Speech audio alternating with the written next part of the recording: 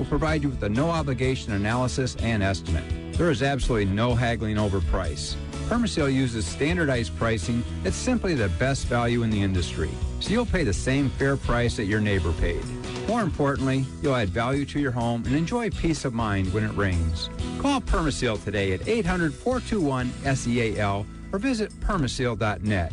Permaseal is the proven solution. Don't bet for being better, Permaseal. AP Radio News. I'm Ed Donahue. Officer Wenjian Lu's widow says her husband's presence is still being felt. Even though he left us early, but I believe that he is still with us. His spirit will continue to look after us.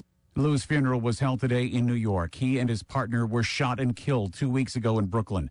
Just like the funeral for Officer Rafael Ramos, some officers turned their backs on Mayor Bill de Blasio as he spoke. The mayor called for unity in the city. Let us move forward by strengthening the bonds that unite us, and let us work together to attain peace. In Kentucky, the story of Sailor Gutzler may continue. She is one remarkable young lady. NTSB investigator Heidi Moat says the 7-year-old who survived a plane crash that killed her parents, sister, and a cousin may help in the investigation. We are going to try and make contact with her. We're going to talk to her family first.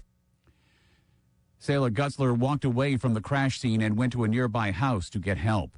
Enjoy lower gas prices while you can. The incoming chairman of the Senate Commerce, Science, and Transportation Committee, John Thune, is thinking of raising fuel taxes to boost the Highway Trust Fund. I don't think we take anything off the table at this point. I think it's important to recognize that we have a problem, an issue that we need a solution for, and we need to look at all the possible ways out there in which we can address the challenge and address the problem. He was on Fox News Sunday. It's too cold for skiing today in parts of Minnesota. A ski resort closed for the day because of bitterly cold temperatures. The National Weather Service says temperatures fell below zero in northern, central, and western Minnesota. It got down to 22 below in International Falls. In the NFL playoffs, Indianapolis beat Cincinnati 26-10. This is AP Radio News.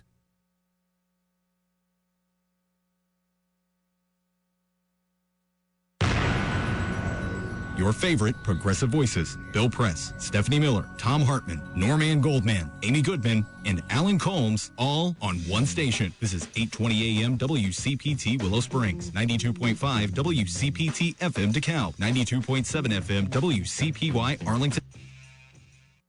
Are you looking for the best residential and commercial laundry service in the Chicagoland area? Then you want PleaseDoMyLaundry.com. That's PleaseDoMyLaundry.com. When Mom and Dad needed long-term care, you were more than happy to help. But days turned into months and years, and now your brothers and sisters and you are struggling with the cost, the time commitment, and the emotionally overwhelming care your parents require. You've had to change diapers and give baths and care for them like no parent wants their kids to have to do. You feel trapped, exhausted. You've often wished you could find a way to make sure you're never a burden to your family. There are solutions to avoid burdening your family with your long-term care. Discover how to plan for your future care by getting your copy of the ebook, The 10 Most Dangerous Myths About Long-Term Care. It's free when you visit www.10ltcmyths.com. Again, www.10ltcmyths.com. Get your copy today and discover how to protect your family and plan for your future care in the years to come. Hey Chicago, this is Richard Chu with First Capital Insurance Group. Have you been looking for a way to better grow your safe money to make sure that your hard-earned income is protected from the inconsistency of the volatile markets? Have you often wondered how so many wealthy people protect themselves from loss when the stock market goes down, like it did during our most recent recession? Well, we have answers to those questions. We have solutions that allow you to win the market and inflation battle, reduce taxes on your hard-earned money, give you better than market performance by protecting your money during a down market, which allows you to leave a legacy for your family and loved ones, and most importantly, provide you with an income during your retirement years that can't be outlived, unlike your old 401k, IRA, pension, or mutual funds. So, if you want to revisit your old way of saving for the future and truly protect your safe money, give us a call at 243-4562, or go to our website, www.firstcig.com. That's www.stcig.com, and click on the retirement planning button. We want to help you protect your future starting today. The following is a paid program and does not necessarily reflect the views of WCPT, NewsWeb Radio Company, or its affiliates.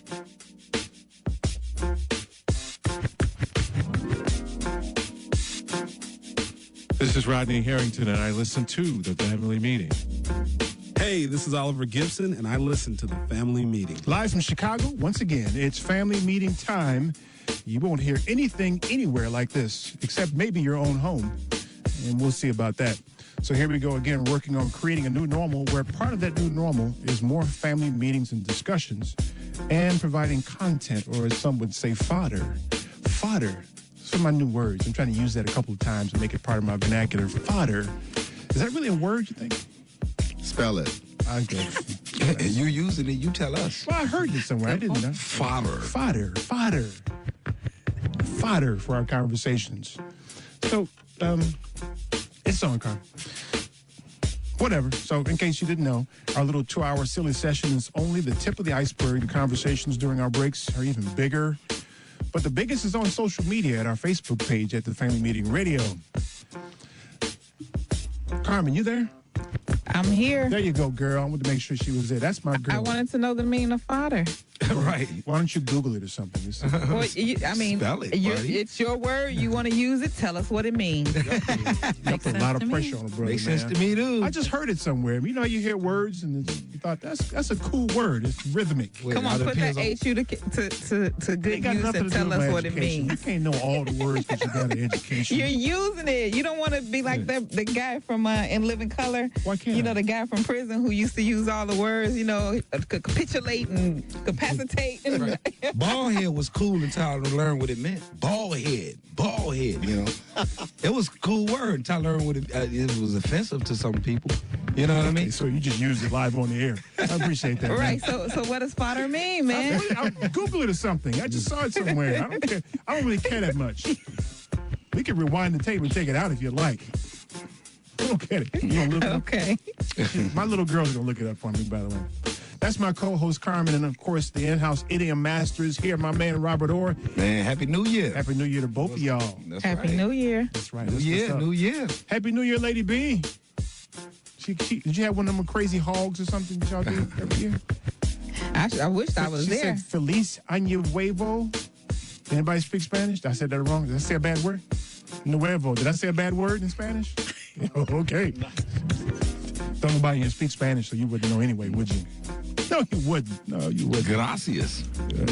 That's the one word you know. That's right. That's Spanish, ain't it? Right. Well, I speak it. And chicken and cheese to you, too. Grab your phones and text us. Text the letters TFM to 72727. That's TFM. Text it to the number 72727. That way you get all manner of information about our guests and our show. And the conversation is not complete without you. We'd love to hear from you. The numbers and people, according to Carmen, have been calling already.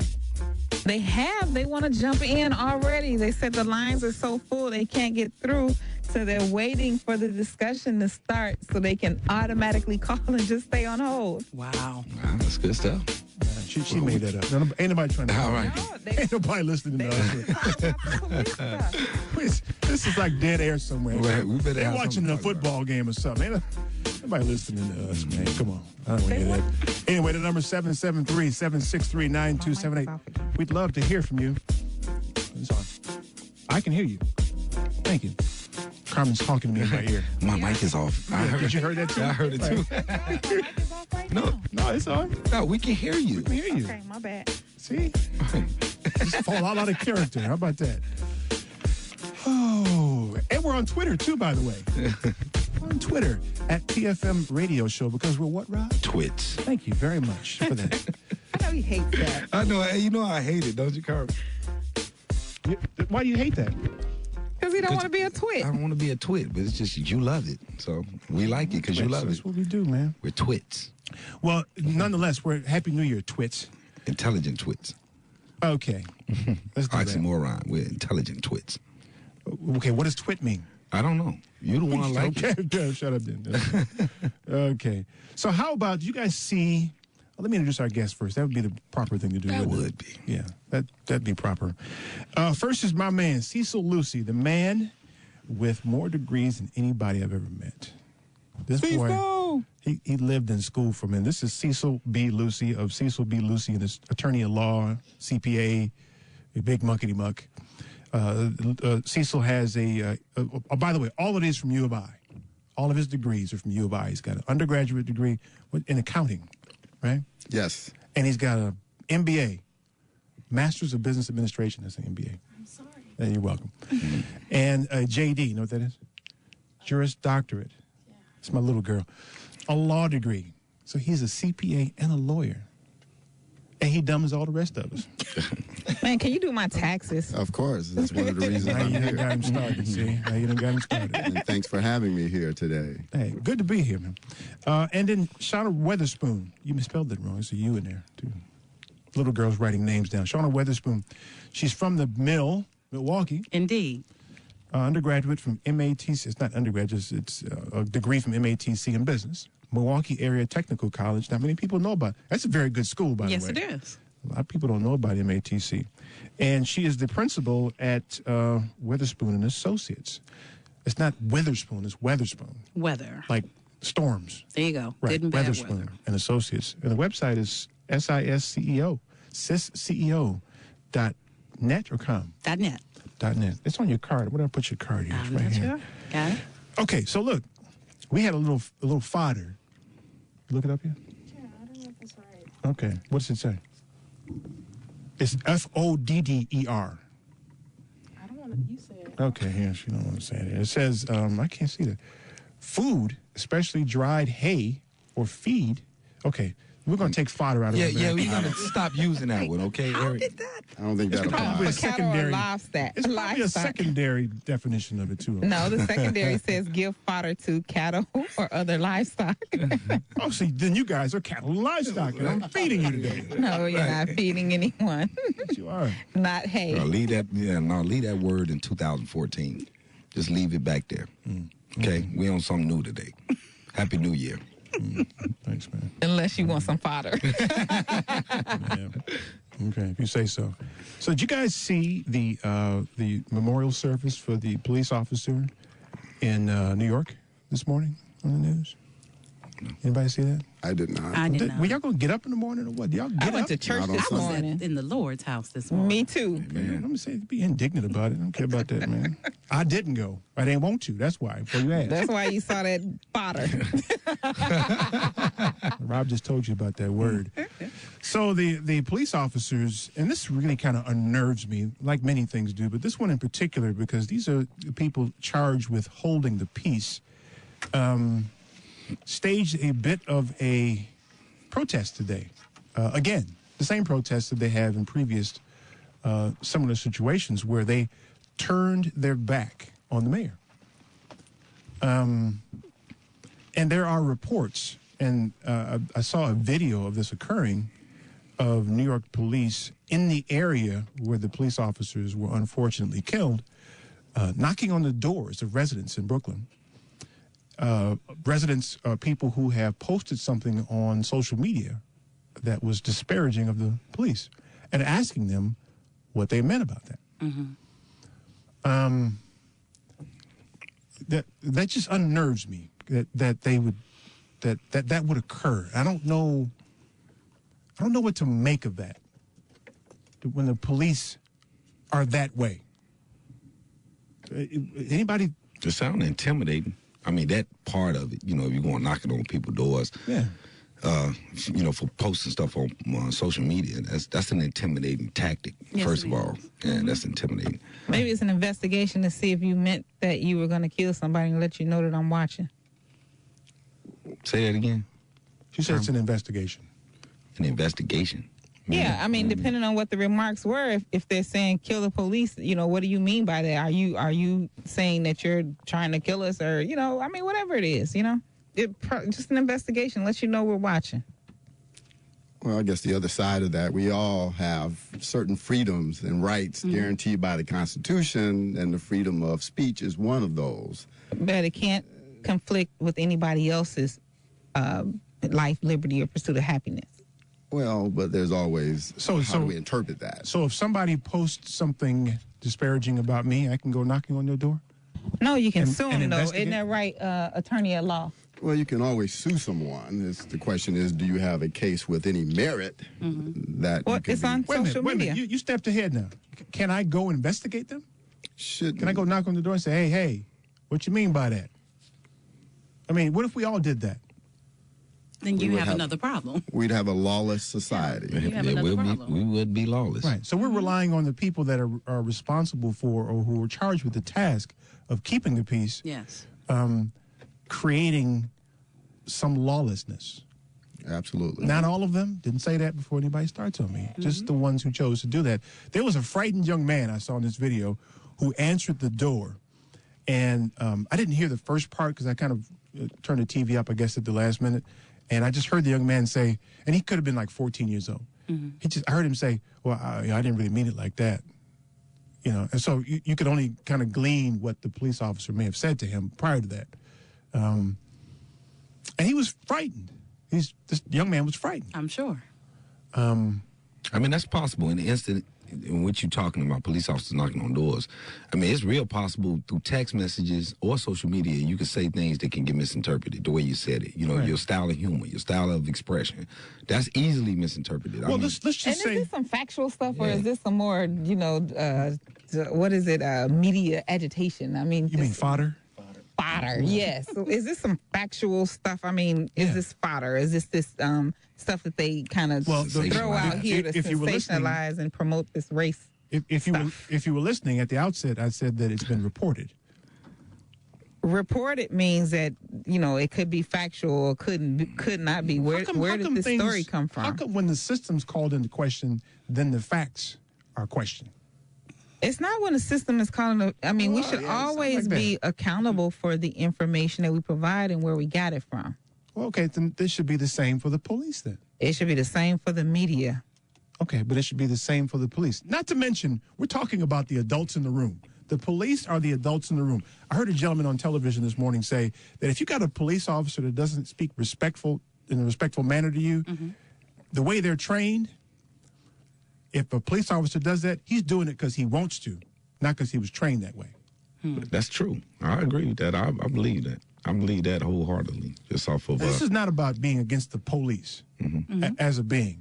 It's just, listen, we need somebody, and I think it's incumbent upon the unified body, the police, to develop the impetus for recreating peace. Man, we need the impetus on recreating a whole lot of things, not just the police don't skip interaction. around. I'm talking about this specific thing. Right I'm now. just saying, we need the impetus for a whole lot of things. Look, if we had police officers that did community policing the way it was outlined originally, we had police officers that would come out and play basketball with the kids in the neighborhood and get to know the people in the neighborhood, it'd be a little bit different. It'd be a whole lot different if the parents taught the kids too. It'd be a whole lot different. And that's where my issue is. Well, but again, that's not I get not what the you're unified saying. body Right. that can affect that change. Right. Yes, each individual family should be delivering certain messages so that things don't occur. I don't disagree with that. But when you got the unified body who's trained to deal with lawlessness behaving that way, where's the end start? Where do we begin to heal? It creates a problem, and there is no end. And that's part of the issue that we're dealing with. First, we have to recognize that the police have the power on the streets. That's a known. That's a given. The second part of that is when I grew up, and many years ago, of course, we had... Many years ago. Thanks, Eric. You're welcome. It was officer friendly that was in the neighborhood and in the schools. So I think we established a different relationship, a different rapport with the police. Did we? I think so. I don't ever remember knowing any police officers when I was young. Let me ask you, did you grow up in the suburbs or in the city? I grew up in Milwaukee. Okay, well, you may have missed it. Listen, Well, you know let me what? tell you, I grew Milwaukee's up- got a long history of beating down black people. They were the original beat That's down why you black left. people That's thing. why you left Milwaukee. But and we're both from Milwaukee, but I can remember, and I'm younger than you are. Whatever. But I do remember being excited for kids to be excited in the neighborhood when remember the police used to give you the baseball cards. And that wasn't all that long ago. And you looked forward to that. You didn't have that happen? No cars. We did. You missed all that, Eric, I guess. You got... It was a different world. You got cards, too? No, not in Chicago. What'd you get? I didn't get anything. Okay. We got a little respect, though, I think, in terms of the relationships that we developed. But they rode horses when you were little. Well, they do it today. They still do. No, I mean, they didn't have cars. They only had horses. That's terrible. Oh, I tell you, okay, I'll get you back on that one. The dude from Gunsmoke. No, but I think, remember though, I mean, the police, they make a sworn statement to protect and serve the public. And outside of any text or email, if there is no threat to public safety, then what you're saying, if that is factual, that presents a big problem that has to be dealt with.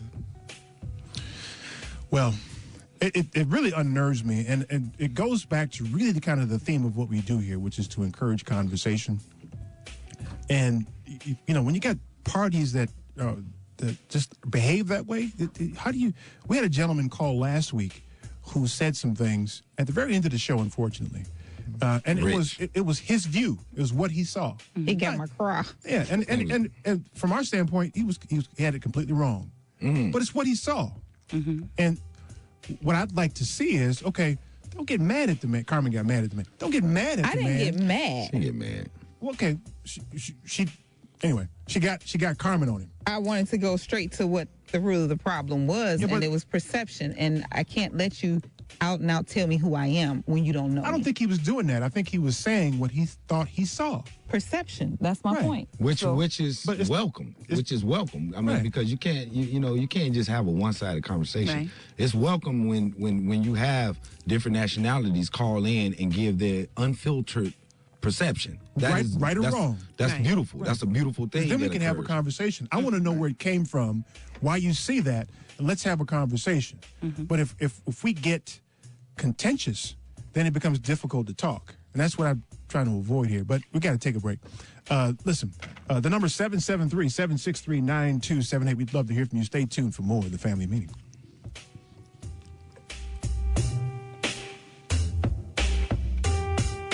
My name is Ron McCullough. Visit my website at www.advancedarmor.com. Keep listening to the Family Meeting. Are you one of the 78% of Americans who'd like to speak with someone about a long-term care plan? Did you know that only 16% have had that conversation? Call the Polaris Insurance Agency at 312-951-2606. One of the Polaris agents in Illinois, Wisconsin, and Iowa can provide you with useful material, like what long-term care currently costs and what it could cost in the coming years according to the Genworth 2012 Cost of Care Study. With information like this, you'll have the power to plan. Call the Polaris Insurance Agency at 312-951-2606. Don't outlive your financial resources. Policies issued by American General Life Insurance Company, Houston, Texas. Not available in all states. All benefits are subject to policy definitions, limitations, and exclusions. For details, visit qualityouflifeinsurance.com. When you're doing chores around the house, it makes everything easier when you have the right tools. You wouldn't want to use a hammer to repair the switch on a lamp. The same is true if you're preparing for your future. The right tools make all the difference. For many people, Quality of Life Insurance is the right tool. It's affordable life insurance from an industry leader, so you know it will be there for your family if you die. But it can also be a source of income if you become disabled or have a serious illness and need living benefits to preserve your quality of life. And even gives you options to help build cash value for retirement. It's a versatile tool to help you build for your future. Call your local agent to shed a little light on the advantages of Quality of Life Insurance. To find out more, contact the Polaris Insurance Agency. Visit polarisadvice.com or call 312-951-2606 to learn about how we can help you make a plan for your future. That's 312-951-2606. With so many good causes to volunteer for, it can be difficult to decide which is a good fit for you. But that decision was easy for me. As a volunteer for AARP Foundation Tax Aid, I get to help people with what can be a very stressful time, tax season. As a volunteer, you're not just helping with a tax return, it's everything that has happened in someone's life in a year. This can be a new baby, or maybe even a better job. At Tax Aid, there's a role for everyone. Let it be the right cause for you. Visit www.aarp.org/taxaid.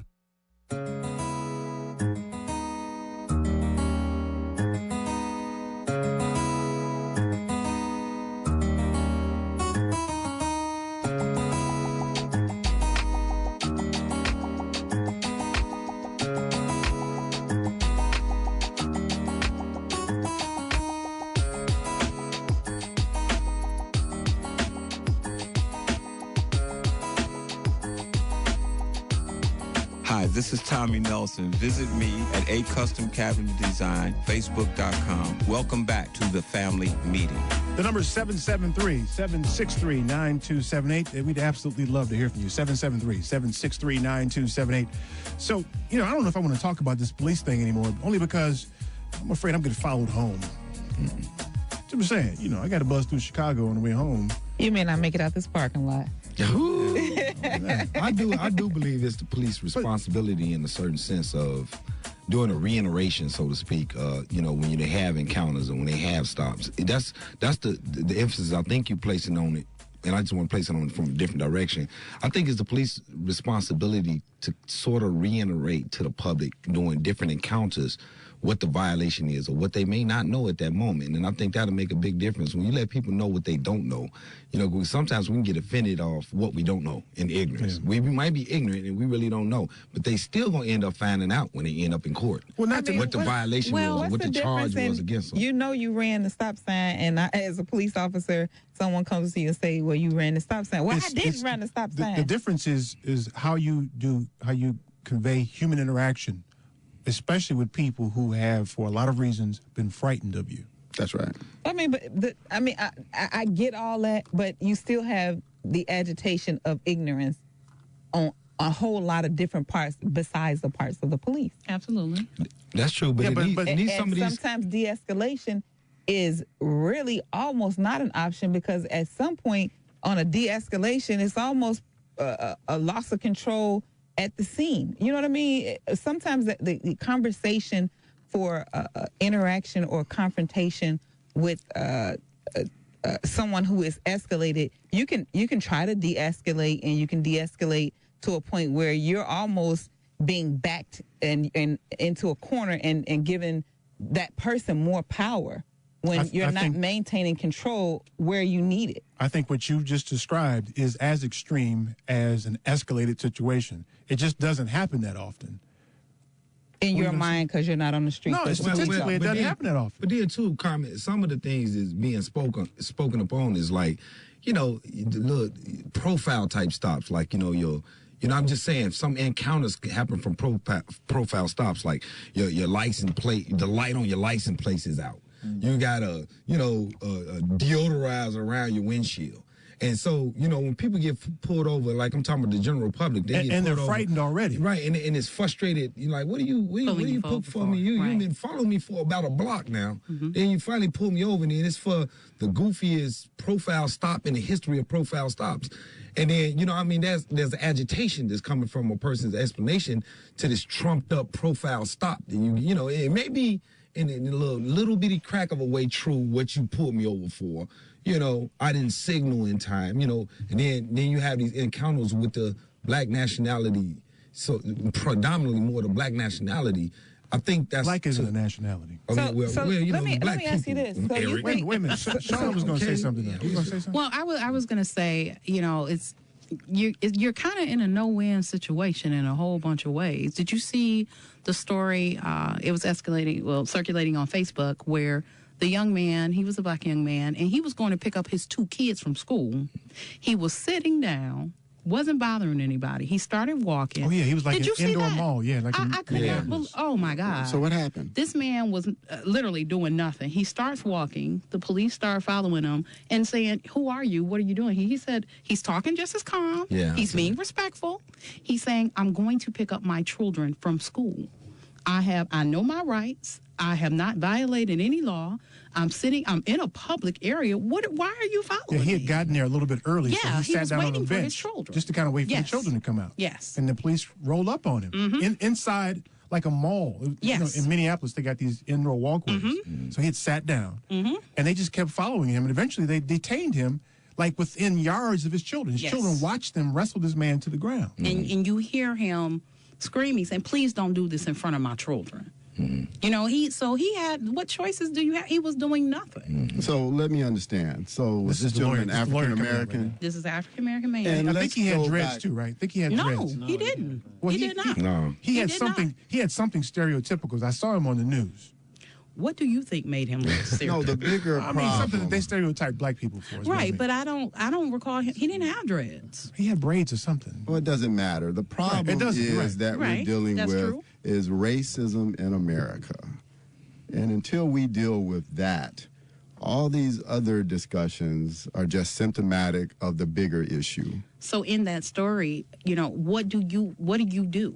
What do you do? Well, it goes back to law enforcement. They have to understand and appreciate and give some deference and respect to African Americans. And it gets about the earlier comment, communication is warranted because they do have the power. And let it be some discussion. And it goes back to also some of the other Respectful things. discussion. Absolutely. You know, there should be mutual respect and admiration in every communication. And the other side of it, until we have a point where everyone or police have cameras and recording devices, Which I'm all for I think that. it will change behavior, because at that point, I think it has the potential of making sure that people are held to a higher standard, where now, without cameras and recorders, people can get away with things. Well, I mean, I but mean, some Eric things were Garner was recorded. killed on camera, though. Yes. Well, that's true, but do they actually think about it prior to the Yeah, behavior? it might give them pause. You're right. It'll give them. I think it'll give them You pause. have no choice but to think about it. Absolutely, and I Agreed. think that'll change behavior. Yeah, there what are we see statistics today. that say that it has changed in instances where the police have cameras. The number of incidents and the amount of incidents that escalate has declined. I don't know if you can tie it directly to cameras, but one would believe that. Let me get Wayne in here. He's been holding for a minute in the north side. What's up, Wayne? Happy New Year, everybody. My man. What's up, New man? Year's. Every people listen to your show, man. Don't feel bad, President E. Now, you know the real brother's gonna keep on listening. My man, I appreciate that. You're on the Christmas list next year, man. Okay. Sitting back watching sports, I'm multitasking, watching sports and talking to you. Cool, my man. Anyway, the thing about New York and all over the United States, you know, the police commissioner that's in New York now, he asked those police specifically not to turn their backs on the mayor during the funeral. And they still doing it. Some of them are still doing it. So, you know, actually, it's a psychological thing. The aura of invincibility has been shattered amongst that particular police department. So it's a lot of psychological trauma along with this deep-seated racism that's inside of them, so they don't know how to deal with it. Asking him to apologize, he had absolutely nothing to apologize for. He said nothing anti-police.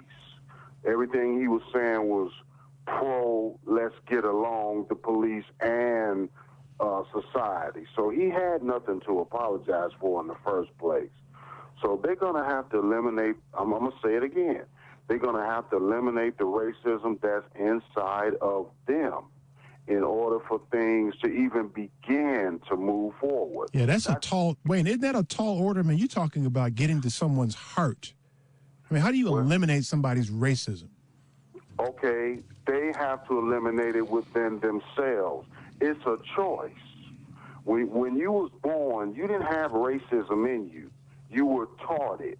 So you're going to have to unteach yourself this negative emotion, this negative psychological trait, this negative spiritual trait that you carry around within yourself.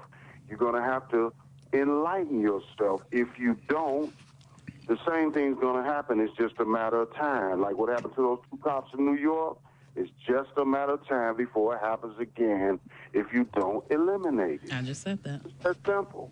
Hey, but you know what, though, E? You said something earlier when we was talking. Actually, before the show, when all of us was talking, you said this, and you said this a few times on the show. You said, isn't it just true that we're just sometimes different? Now, just say, like, in the police officers that's encountering these different situations with the black community, in their perception, if their perception is that these people respond differently, is it possible that they think that? And if it's possible that they think that, could it not be racism? Could it possibly be the fact that a stereotype of they act and respond differently is what they're in fear and reacting in guarded fear about? Saying, wait, I want to I'm a police officer, I want to be able to control this situation. And I know these black people, they tend to get emotional about a situation. Is it possible? Now, this is, in a certain sense, to Carmen's point.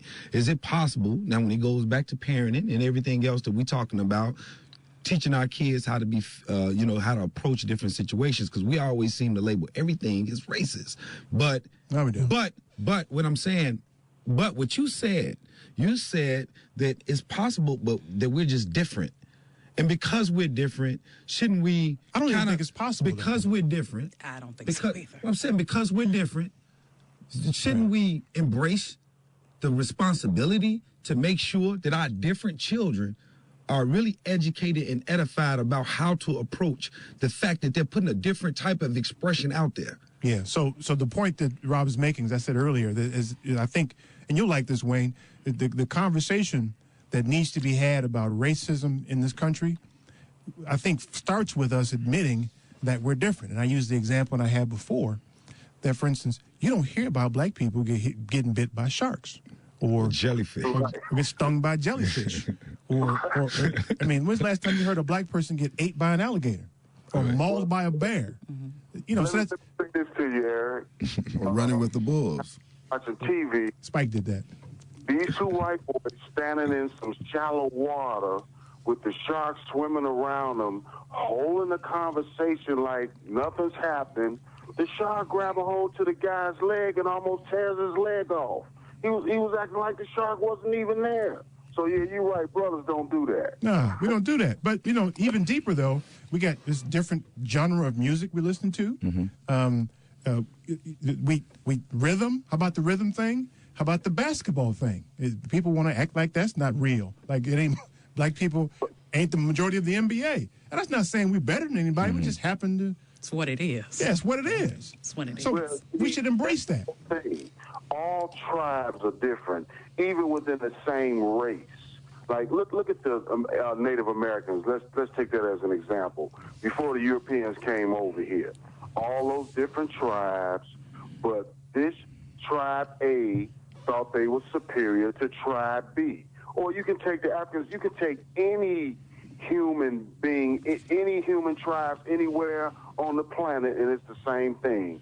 Different tribes, but somebody always want to be superior. That's where the problem starts.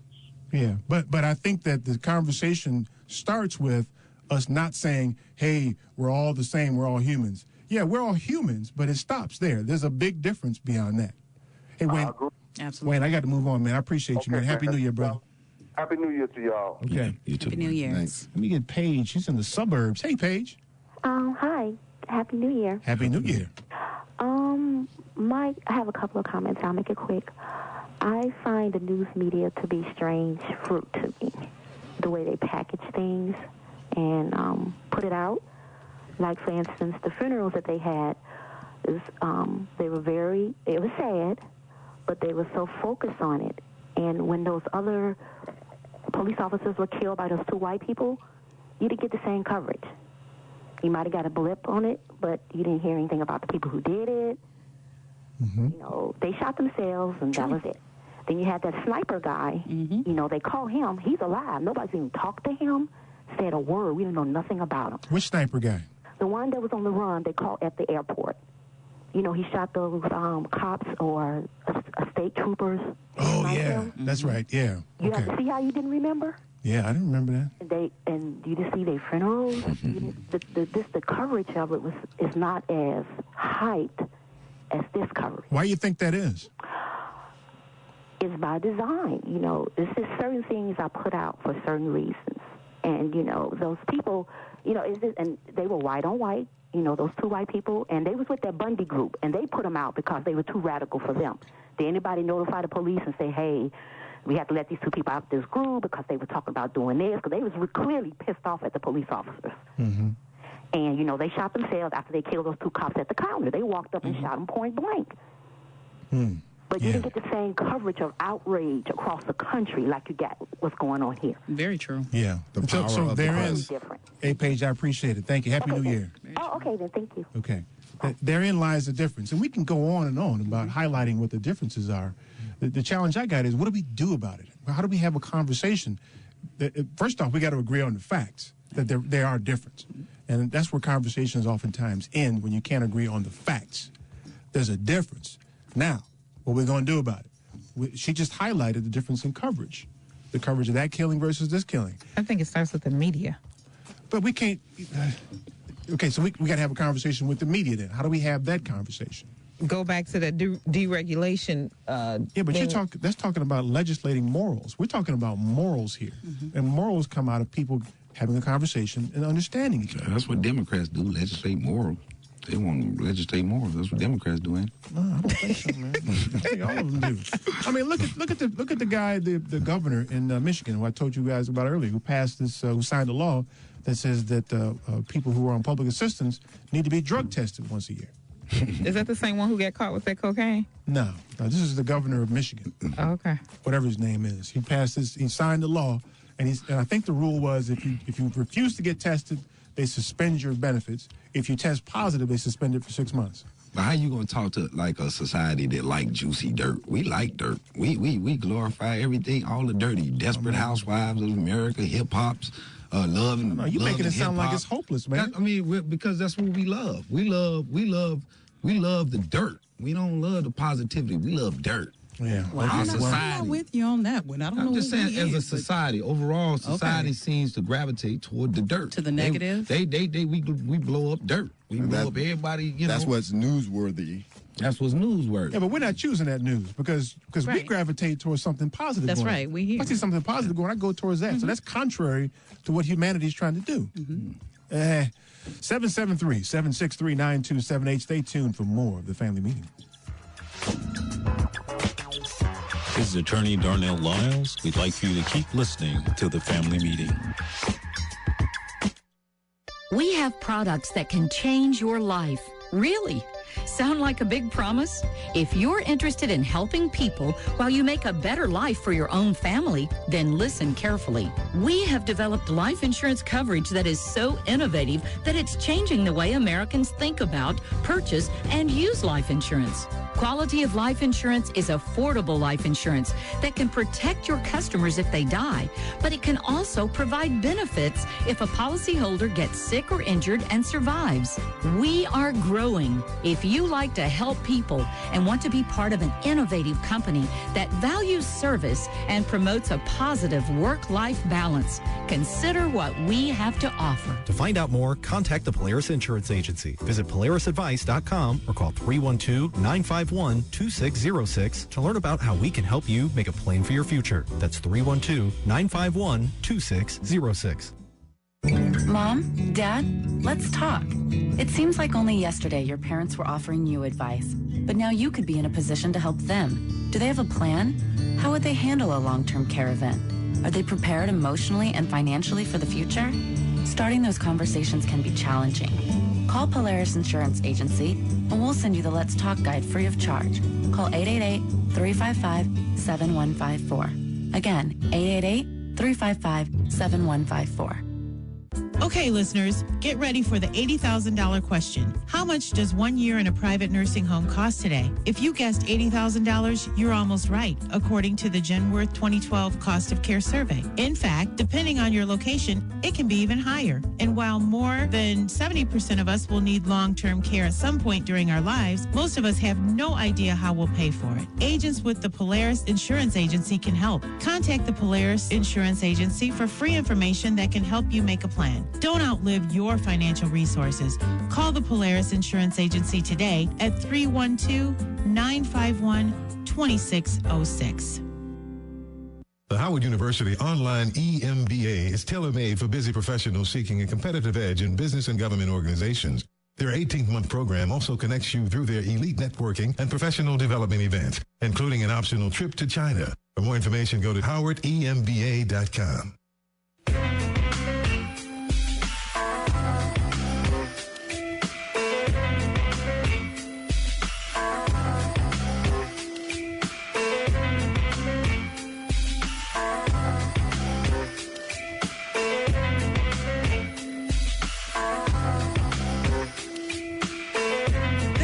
Jackson, business consultant in Chicago. Welcome back to the family meeting.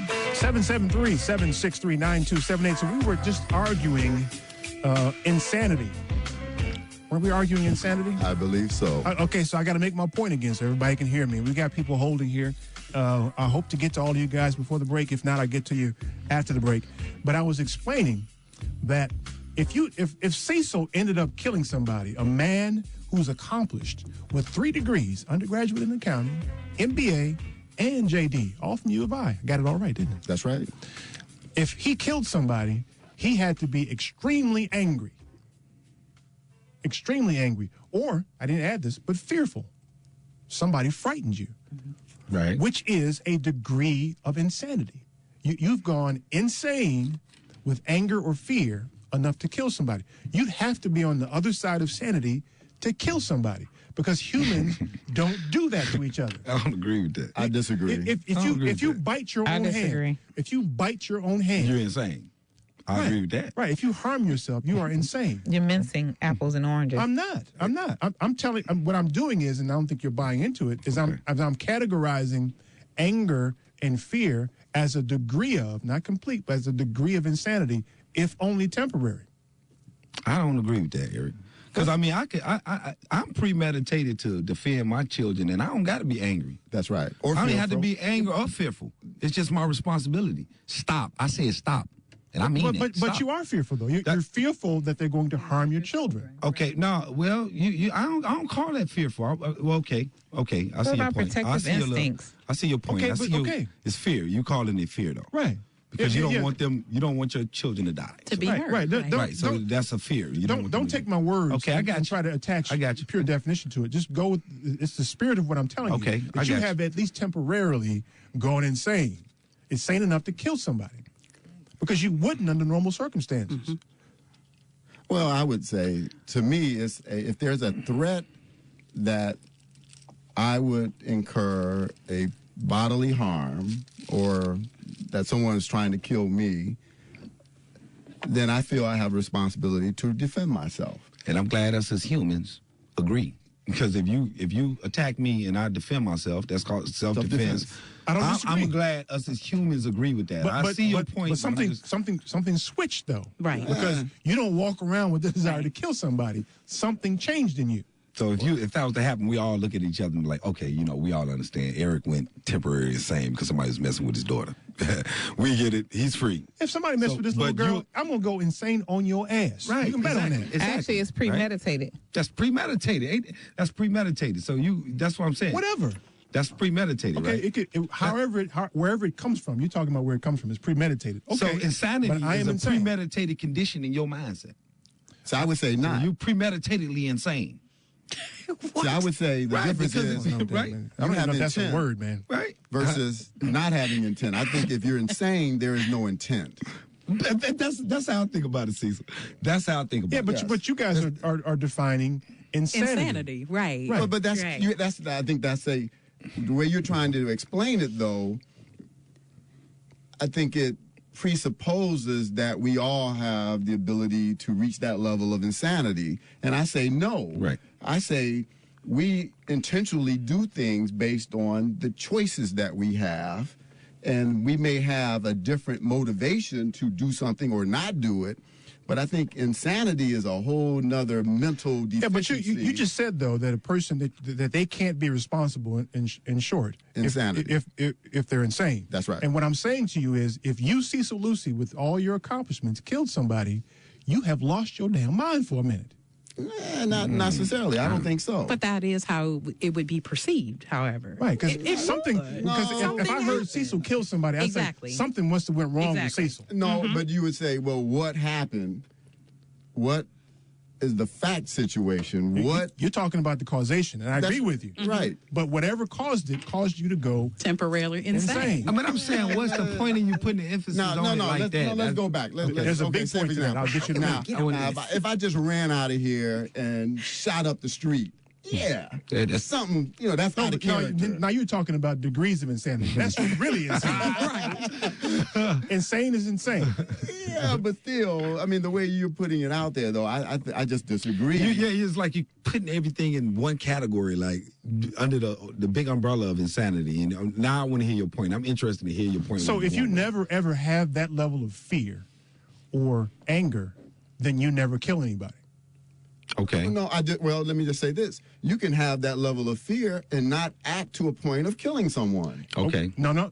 You're talking about degrees again. I'm saying that when a person kills somebody, they've gone to the degree of insanity that will allow them or gives them they can kill somebody. No, I don't agree with that. Yeah, I mean, because people could leave you with no choice. That's right. But to stop them. They can leave you with no choice. Like, the fear is my own life. If you want to say I'm insane, you're fearing for your life. Well, I mean, but you get offended by me calling you insane. No, what I'm saying, I ain't saying you're supposed to have a straitjacket and rubber room. What I'm saying is, I mean, you categorizing it. It's kind of not the same. The way you saying it is kind of not the same. It's like most people don't want to kill people. Most people don't have to be. That's what my point is. Most people don't have to be insane to kill somebody. Eric, if you're choking me to death, I don't have to be crazy to stop you. You had to be crazy. In order to kill you. You choking me right now. You choking the life out of me, right? And I don't have to be insane to kill you. That's right. You're fearful that I'm going to kill you. So that makes me insane. You're protecting your own life, and it has nothing to do with necessarily... Out of fear of your own life. And that don't make me insane. That don't make you insane. You have to be insane to kill somebody. How are you trying to make people insane? If you're choking me by my Adam's apple with your thumbs on my Adam's apple, and I want you to stop, and you're insane with fear. Right? And I'm trying to beg, please stop, Eric, please. Right. And now you've become fearful that I won't stop. And so now you kill me. My hands and.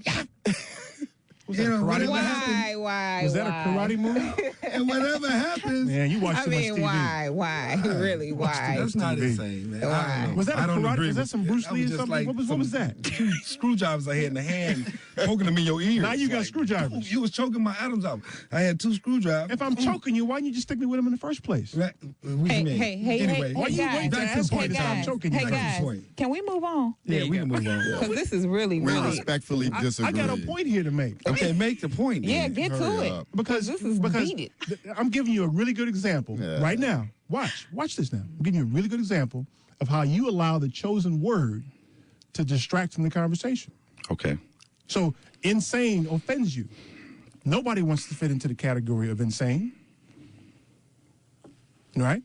You're insane. What? I've heard worse. but still, if you're trying to get to the root of the matter, why somebody killed somebody? What gives you the impetus? I had a friend of mine who, for some reason, one of his cousins got in the house, and he was one of the cousins we all got, crackhead cousins, and he was beating up on my friend's grandmother. And my friend came in and said, "Listen, you got to quit that, man." Tried to get him off, he wouldn't stop, so he shot him in the butt. And he said, for a minute, I felt like I wasn't in myself. See, none of us have ever shot anybody, as far as I know. You may have. Were you in the military? No, not quite. I haven't shot anybody that I know of. You never shot nobody. So you don't know what it feels like to get to the point where you're able to point a gun at another human being and pull the trigger. You don't know that. And he told me he felt like that he wasn't himself for a minute when he did that. and he couldn't believe it. Almost didn't remember it after it was over. So have you ever been in a fist fight and gotten that mad and you basically could pummel somebody to death with your fist and still been out of body, not pulling the trigger of a gun? You have. You from Milwaukee. I know you have. Yeah. I mean, you understand what I'm saying? When you get that mad to strike someone, you're still feeling those same emotions and out-of-body experience. Right. And I think a lot of times you can get so upset that when I get so upset, honestly, at times, I don't remember. I can black out. Because you've gone insane temporarily. I think, to your point, I agree with that. Thank you. Well, I still disagree. Maybe my perspective is different. disagree, too. I practiced martial arts for many years. Really? And we fight You can't get your foot above your head, man. I could, but probably can't I can today. see that. But that's okay. I have pictures from the past. But the point being, you in boxing and any competitive sport where you are literally engaged in beating each other up, it's no difference. I mean, it's no difference from someone defending themselves based on protecting their lives. It's a big difference. Well, no, but I say this regarding the intensity and the emotion attached to it. But we also understand. Wait. Let me make sure I'm understanding. You're saying that the sweet science in the ring of boxing has the same level of intensity as me choking Rob and him sticking screwdrivers in my ear? Well, no. I'm just saying the intent is different. When you're competitive sports, you're still beating each other up. The intent, though, is not to kill someone. I think that's a different threshold, and it would require a different emotion attached to it. But I still say it's all about intent. What are we trying to accomplish? You still got to be a little bit crazy to get in the ring unless somebody hits you in the head. Man, the conversation is subjective. It's just based on perception. It's not nothing. There's nothing factual to this. It's just perception. See, that's what you don't know. You don't know it's not factual. None of us know. Well, that's true. If it's factual, we've never been there. Right. It's just so perception. you can't say it's not factual because you don't know if it's factual or not. Okay, Perception. So I'm trying to figure out what's the whole point of this. Like, what's the point of you bringing it up in regards to everything? I tried to make it earlier. It's because as soon as you inject the term insane, a term nobody wants to have identified with themselves, then conversation becomes the definition of insane, and the conversation doesn't continue. So we can't get to why people kill people because we're caught up in it's not insanity or is it insanity? We can't get past it. So that's always kind of injected into conversations, and they derail them. Look at I go right back to the police. So the police are saying one thing, and the protesters are saying another, and it's bombastic statements, and nobody can talk now. Because nobody wants to say, okay, hold on a second. Let's bring all that stuff down for a minute, and let me figure out where you're coming from. I think a conversation is richest when both parties have a singular goal of understanding the other party's perspective. But you know what? We've said it a few times. It's respect. There's a lack of respect on all sides. Right. And I think that's the issue. There's no respect. Right. There's none. Yeah. I think everybody needs to go see Selma. Well, we got to go do that. Exactly. It's on like 3 theaters, though. Okay, so wait a minute now. How much time we got? We got like 3 minutes here, right? I can't, because Ken got, let me get Chris in here, because Chris just, hey, Chris, what's up, girl? Hi. Hi. Oh, hi. This is Christine. Hey, Christine. Happy New Year. Hi. Happy New Year to you guys as well. I just had a comment about, wow, you guys just had a really interesting conversation there. I disagree with all of that. But anyway, I wanted to make a comment about racism. I just think that we should, and you may have said it already, we really have to understand some fundamental truth about it.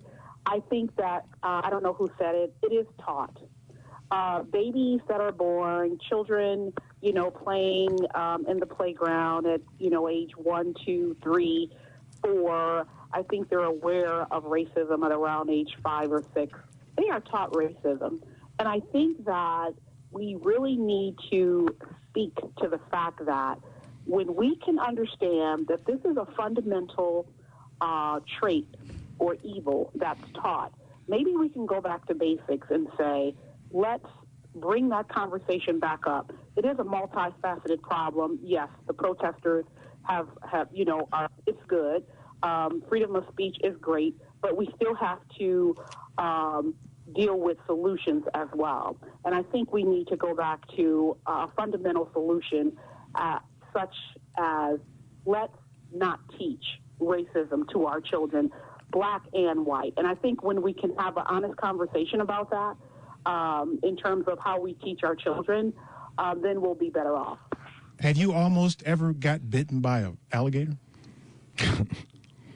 Yes, of course I have.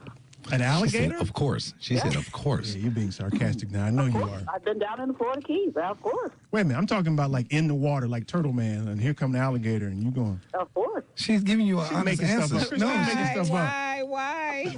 Christine making stuff up. You're not smoking weed today, are you? I'm sorry? You're not smoking weed today, are you? Absolutely not. Oh, okay. You're lying about that too. I believe in medical marijuana, procedures. However, I don't engage myself. Anymore, you mean, right? Yeah, I got you. See? Yeah.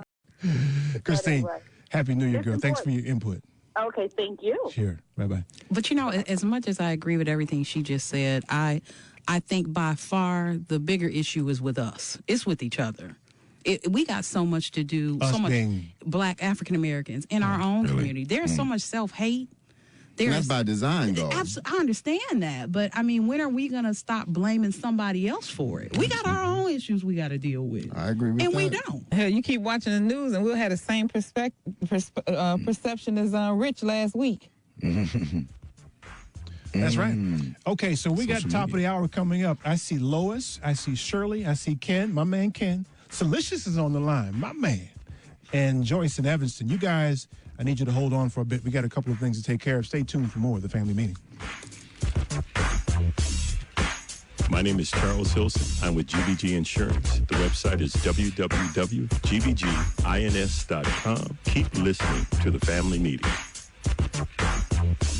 Does your business or brand have an online presence? Gold Coast Global is your one-stop shop for digital marketing solutions. Gold Coast Global will develop custom websites and mobile apps for you. We will set up and maintain text message and social media marketing campaigns for you. We will shoot videos and take pictures for you. Contact Gold Coast Global today for your free consultation. 855-520-6624 or visit our mobile website at www.goldcoastglobal.mobi. M-O-B-I. Policies issued by American General Life Insurance Company, Houston, Texas. Not available in all states. All benefits are subject to policy definitions, limitations, and exclusions. For details, visit qualityooflifeinsurance.com. Traditionally, it's taken many kinds of insurance to give you security.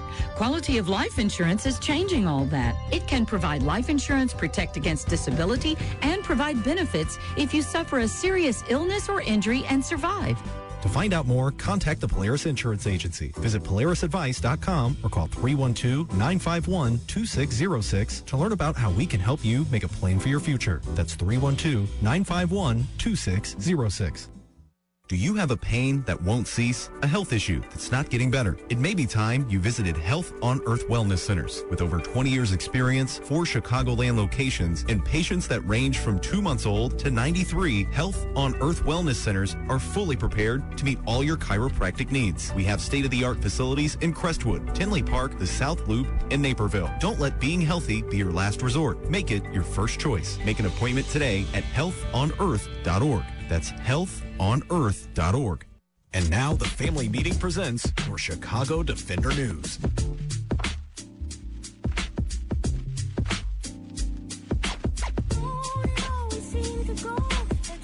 Here are the top stories from ChicagoDefender.com. Chicago, once dubbed the murder capital of the nation, has recorded some of the most senseless gun deaths.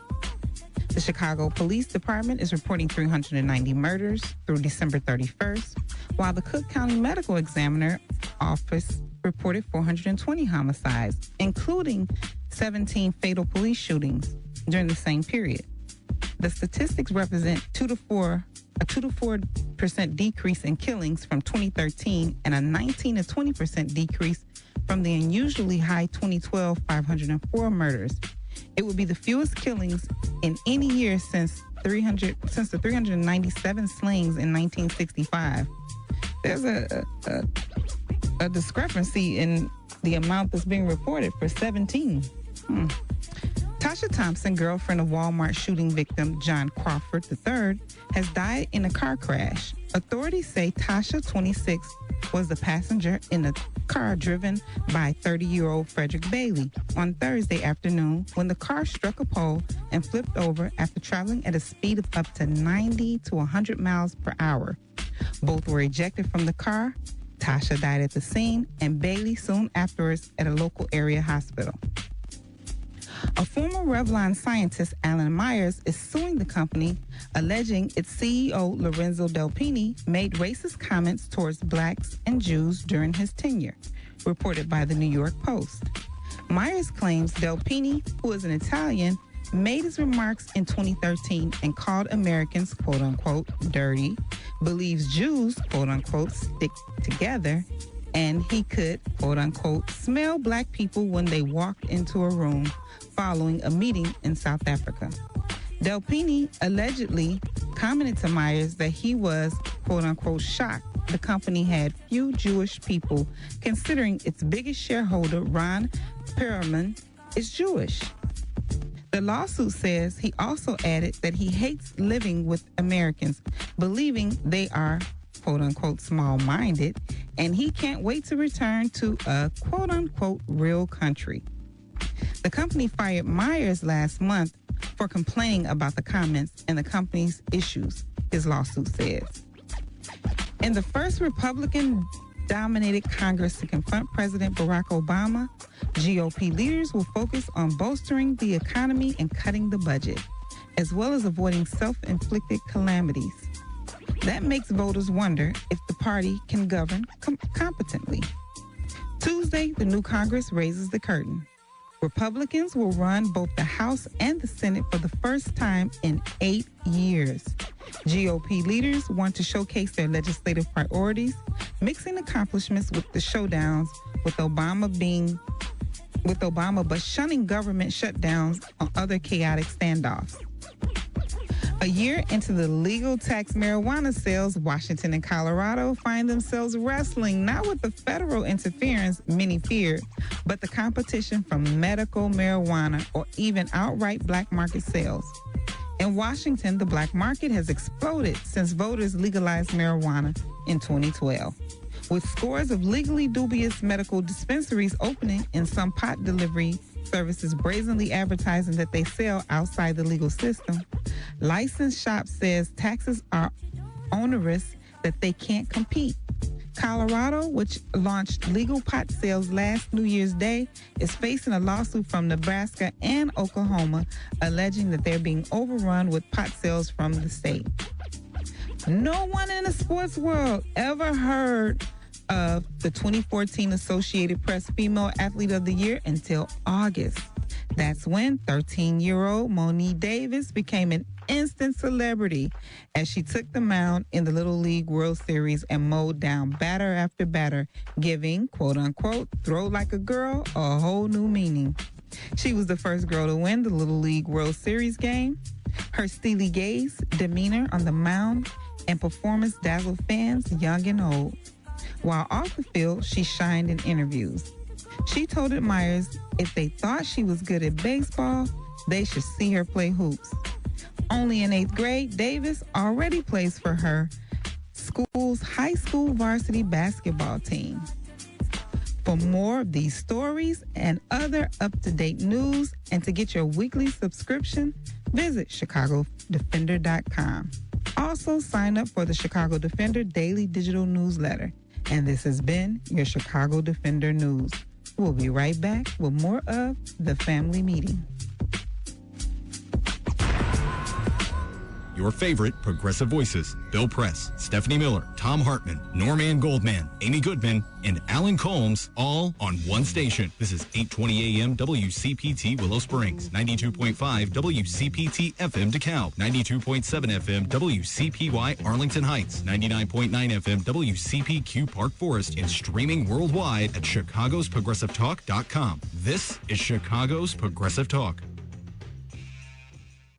Policies issued by American General Life Insurance Company, Houston, Texas. Not available in all states. All benefits are subject to policy definitions, limitations, and exclusions. For details, visit qualityoflifeinsurance.com. How do you describe quality of life? For most of us, it's about health, people we love, and peace of mind. Quality of life insurance is modern, affordable life insurance that works harder for you.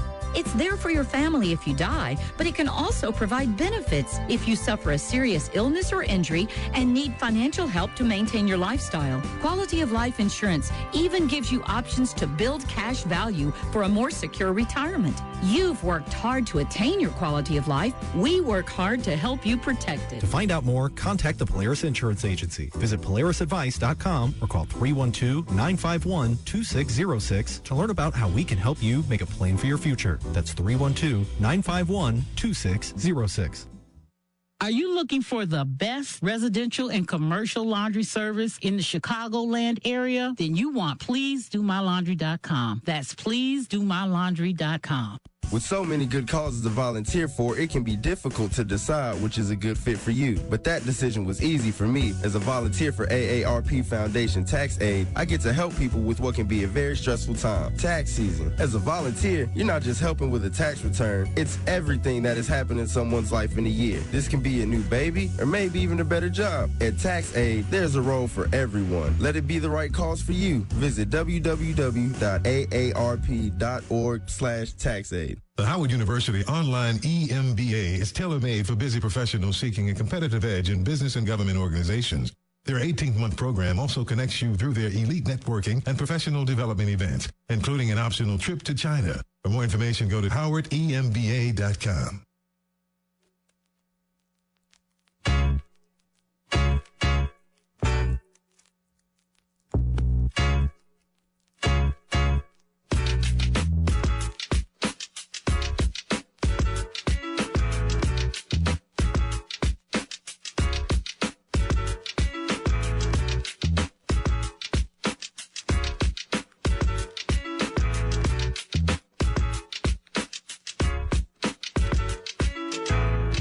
Hey, this is Stephanie Miller. Be sure to tune in to my show Monday through Friday, 8 to 11 a.m. But right now, keep listening to The Family Meeting on Chicago's Progressive Talk, WCPT, AM and FM. 773-763-9278. We'd love to hear from you. The conversation, as usual, during the break is like, wow. It's fun because the mics aren't on, so we can say what we want to say, even a few four-letter words if we'd like. You got to turn the pots down, make sure they don't accidentally go over the air, but that's what we do here. You can find us on Facebook at The Family Meeting Radio. You can tweet us at TFM Radio Show. And, of course, the number is 773-763-9278. Let me get a couple of these callers in. They've been holding for a while. My man Ken from Joliet. Happy New Year, Ken. Yeah, how are you today? Good, Ken. How are you? Happy New Year. Likewise. Yeah, I wanted to say, I had two cops that lived in my neighborhood. When I was a kid, they went to the same Catholic school that I did. Their sons were in my class in the Catholic school. One was a Sergeant Cochran, and one was Lieutenant Loscheider. And they wouldn't have thought of, shooting 12-year-old kids with toy guns, I think that's sick what's going on now. Now, Loscheider actually turned in some crooked cops, and there was a robbery at the Stan Kelly, not a robbery, but a burglary at Stan Kelly Liquors, and he was one of the officers that responded, and he was shot in the back by the other cops. And Bindi Rock, who was the person that was, doing the burglary, was actually charged with felony murder and convicted of it. It was the first felony murder case in Illinois. If you want to look it up, it's People of the State of Illinois versus Bindi Rock. But, a lot of times, you have good cops and, they turn in the bad cops, they die for it, Yeah. Yeah, that's unfortunate, too. We hate to see a cop taken down. But statistically, and, everybody who's shot is a terrible loss. But statistically, cops are not killed as often as one might believe. Mm-hmm. I think I heard the police chief in New York at the service today. I think he said it was 127 cops killed in the last 50 years. Really? Yeah. I don't know is that good or bad? Good, really? Good, bad, really? That's well, I would think it would be a lot more than that. Yeah, I thought so too. And I don't know if I'm quoting his numbers right, but I know it was in the low hundreds. And I think it was 50 years. I think he said since 1960 or something like that. But anyway, let me get a few more calls in here. Oh, you know what? Is it time for Tommy? When he calls, Carmen and Tommy have to chat for a bit. So then we got to go. All right, let me get my man Salicious in there. Happy New Year, man. What's up? Fine. How are you? Good, man. Happy New Year. Same to you, brother. Let's go back to the police. You ever heard the police have been reporting? They're saying that they were afraid of young black people. Reason why they come in the neighborhood so gunned up, that they was a fear. I've heard them say that a couple of times on the report. And like, it's nothing new to me. So since I was young, you do your disclaimer. What I'm saying is this is serious in this point of view. The man's been a coward all the time, as far as I'm concerned. Like I'm saying, if you fear, you get up to go do your job, well, you need to get another job. And because you take that fear with you, take that when you're off duty, when you're there with your wife, in the community, you still got that fear. And it seems like they're asking us to please don't let them stop killing us. So that's the only safety valve they have. Well, I don't know if... I'm not begging them to stop. I'm telling you to stop killing me like kids. You're being told to. They're asking you nothing. Okay? We don't do legislation shit. It's for your own self-interest. While you being a racist, I'm not no psychiatrist. That's a psychiatric problem. Deal with it. Okay? I'm beyond what you're talking about. And next time I would tell you to move on because you know the subject is low, you should listen to her. So you milk that laugh a little bit too long. I'm a little dizzy in the head. I can't get my thoughts back together, sir. I'm sorry, man. We wander up in here, man. Okay, racism. Racism for this country is like a mythical story. It's something they use to keep the kingdom in balance. To keep the kingdom in balance. They know it's a lie. It's more of them dealing with what's wrong with them. It's more of them confronting themselves than confronting anything else. Like I say, not my problem. Okay? It's just something this country uses. They do it when they don't want to do it. They do it to get their own interest. They keep doing it. It's been going on ever since it's been in existence. It works for them. You know? But it kills us. So some things just have to stop because I'm not begging. I'm not demonstrating. I ain't doing one. I didn't demonstrate the civil rights movement now. You know, respect me or fear me. Ain't no gray area with me. I hear you, man. Hey, man, I appreciate it, man. Fear me. That's the thing to be. That's the words of the day. Those are the words of the day, man. I'm not talking for this program. This is how I roll. My man.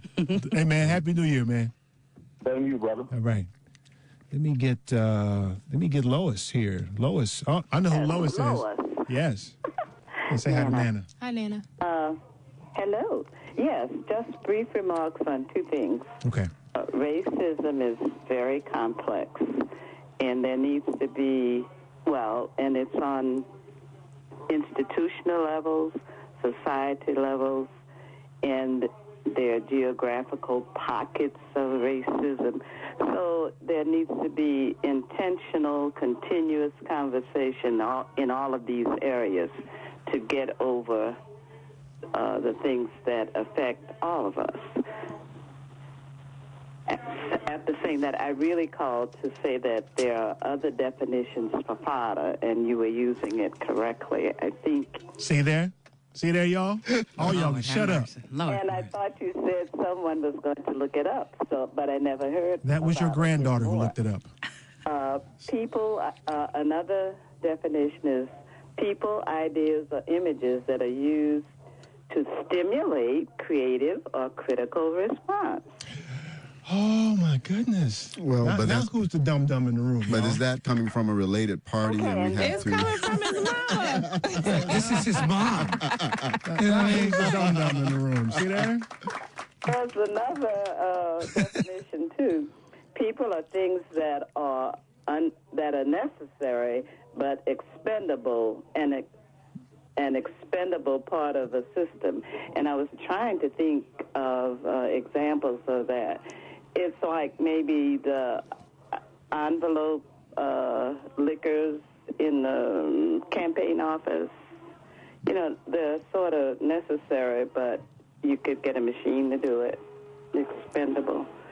Or the stuff you put, like shredded paper in a package to make it tight when you're sending it off, that's expendable, but necessary for the package, but you really could do without it. See, y'all need to listen to the words of wisdom. We would have looked it up. You didn't know how to spell it. And another word I told you how to spell it. is like fill in. You know, you're doing something just to fill in some seconds. Okay. So you spent a little time with the dictionary today. Protecting her baby. See, it's our natural instinct to protect what we love. I know. And defend And what she we love. wasn't even insane. And she wasn't insane. Out of fear. But she wasn't fearful. Out of fear that I was going to kill all y'all. She wasn't even insane. Was she angry or fearful? Yes. I'll sign off now and listen to the rest of the program. Okay, see you later. Happy New Year.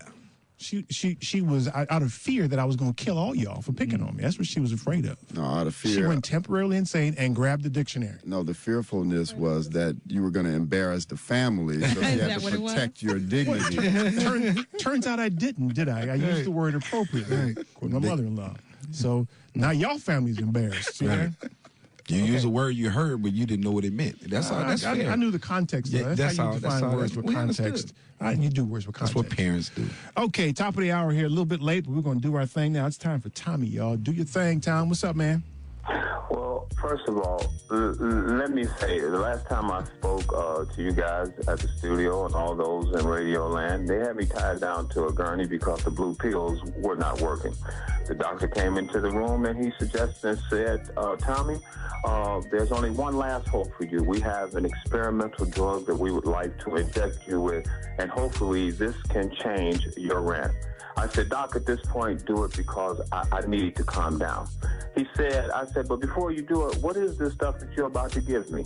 He says, Tommy, we're about to give you a dose of reality.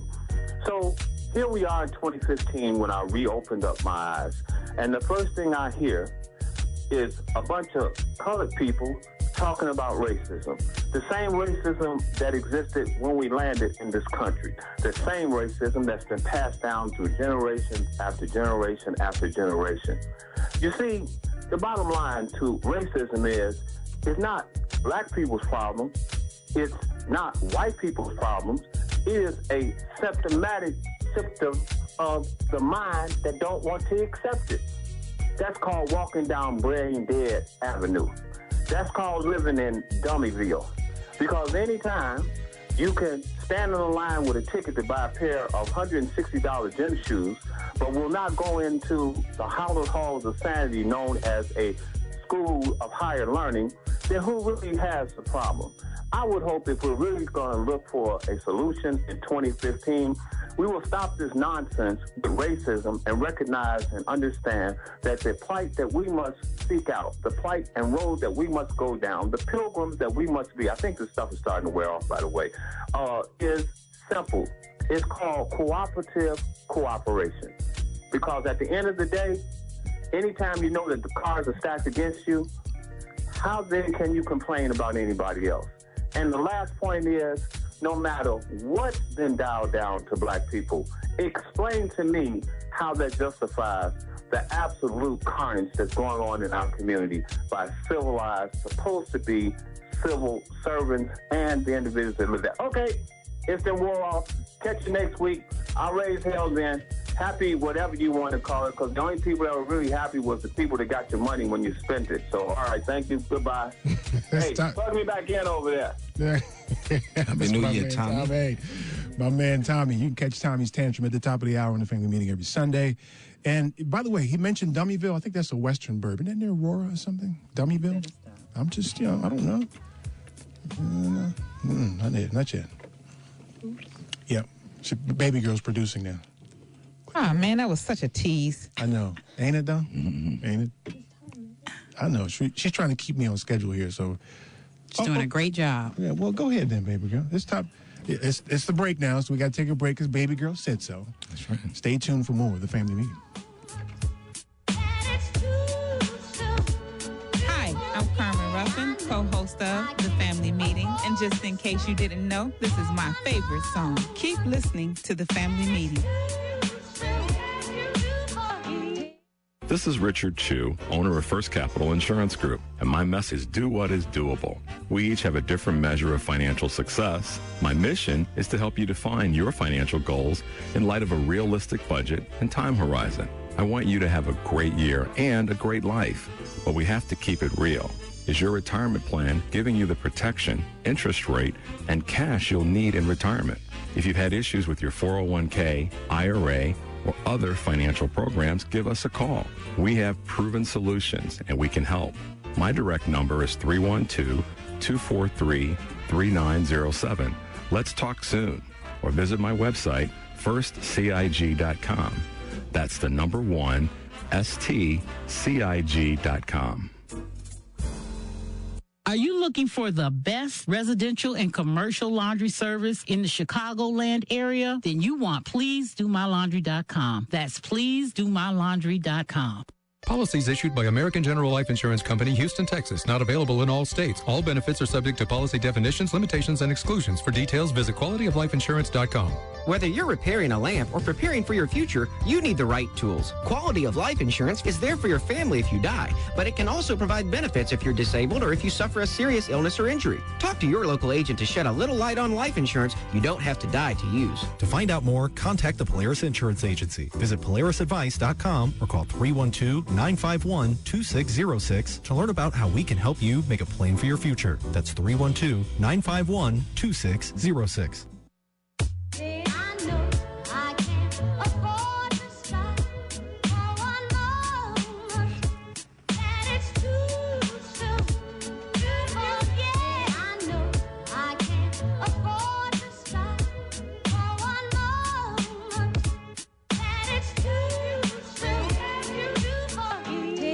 Tammy Davis of Trino Inc. at www.trinoinc.com. Welcome back to the Family Meeting. So Carmen wasn't pleased that Baby Girl cut her song a little bit early, so she played it again for her. And y'all know what that song is, don't you? No. It's my favorite song. What's the name of it? It is called Fat Booty by Mos Def. Right. Yeah, I knew it was going to catch him off guard. It's called what? I wasn't ready. Right, but it I says wasn't nothing. ready. It says nothing about fat booty. It says I can't afford to stop for a moment. Okay. But it's P-H-A-T, not F-A-T. Okay. All right. Yeah, which is different. Like pretty hot and tempting different? Already. Yeah. We're grown folks on a Sunday with baby girls in here, so they never heard of it and never heard it. Yeah. No. Yeah. Okay. So who's been holding longest here, Carmen? We got to get Shirley first, I think, right? Or is it Joyce? Shirley. No, it's Joyce. It's Shirley. Okay, Shirley. She wants Shirley. Hey, Shirley, how are you? Yes, it is Shirley. Happy New Year, Shirley. Racism. Uh-oh. Especially racism and police. I know I'm back to this, but I've been on the hold for a long time. I'm sorry. So, yeah, racism is bad. We need to work on a lot of issues around racism. However, racism at work, police work, nursing work, banking work, nobody's getting paid to be a racist at work. You know, acting on your feelings, acting on your perceptions while you're at work, you are taught not to do that. I know you're taught not to do it in nursing. In nursing, I see some of the most repulsive and disgusting things, stuff you just don't even want to think about. Mm-hmm. I was taught not to act on my feelings about it. I don't get to run out of the room or say, ooh, you know. The police don't get to act on their feelings. I mean, they do. They're doing it. But they shouldn't be acting on their feelings or their perceptions. They should just be doing police work. Police work doesn't include that. I think though, Shirley, I think they're trained to do so, but I think the culture allows something else to occur.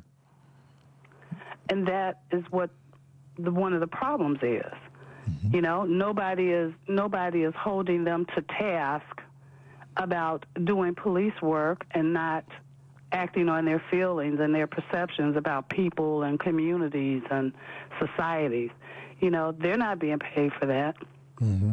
I don't think that they're even trained. I think that they are trained to do police work. I don't think they're trained to be racist. Someone had an idea. You like this, Shirley. Someone had an idea that I think police officers are required to do sharpshooting testing every year, whatever that is. You have to go to a gun range and 3 times a year. 3 times a year they have to go to the range and they have to hit targets or something like that, play, pinball, whatever they do. But I think they should also have a test, a written test or a verbal test on social interaction. They need to pass that test too in order to move forward. Most people aren't truthful in communication anyway. So, I mean, that's just another time waster from some corner of nothing. I agree.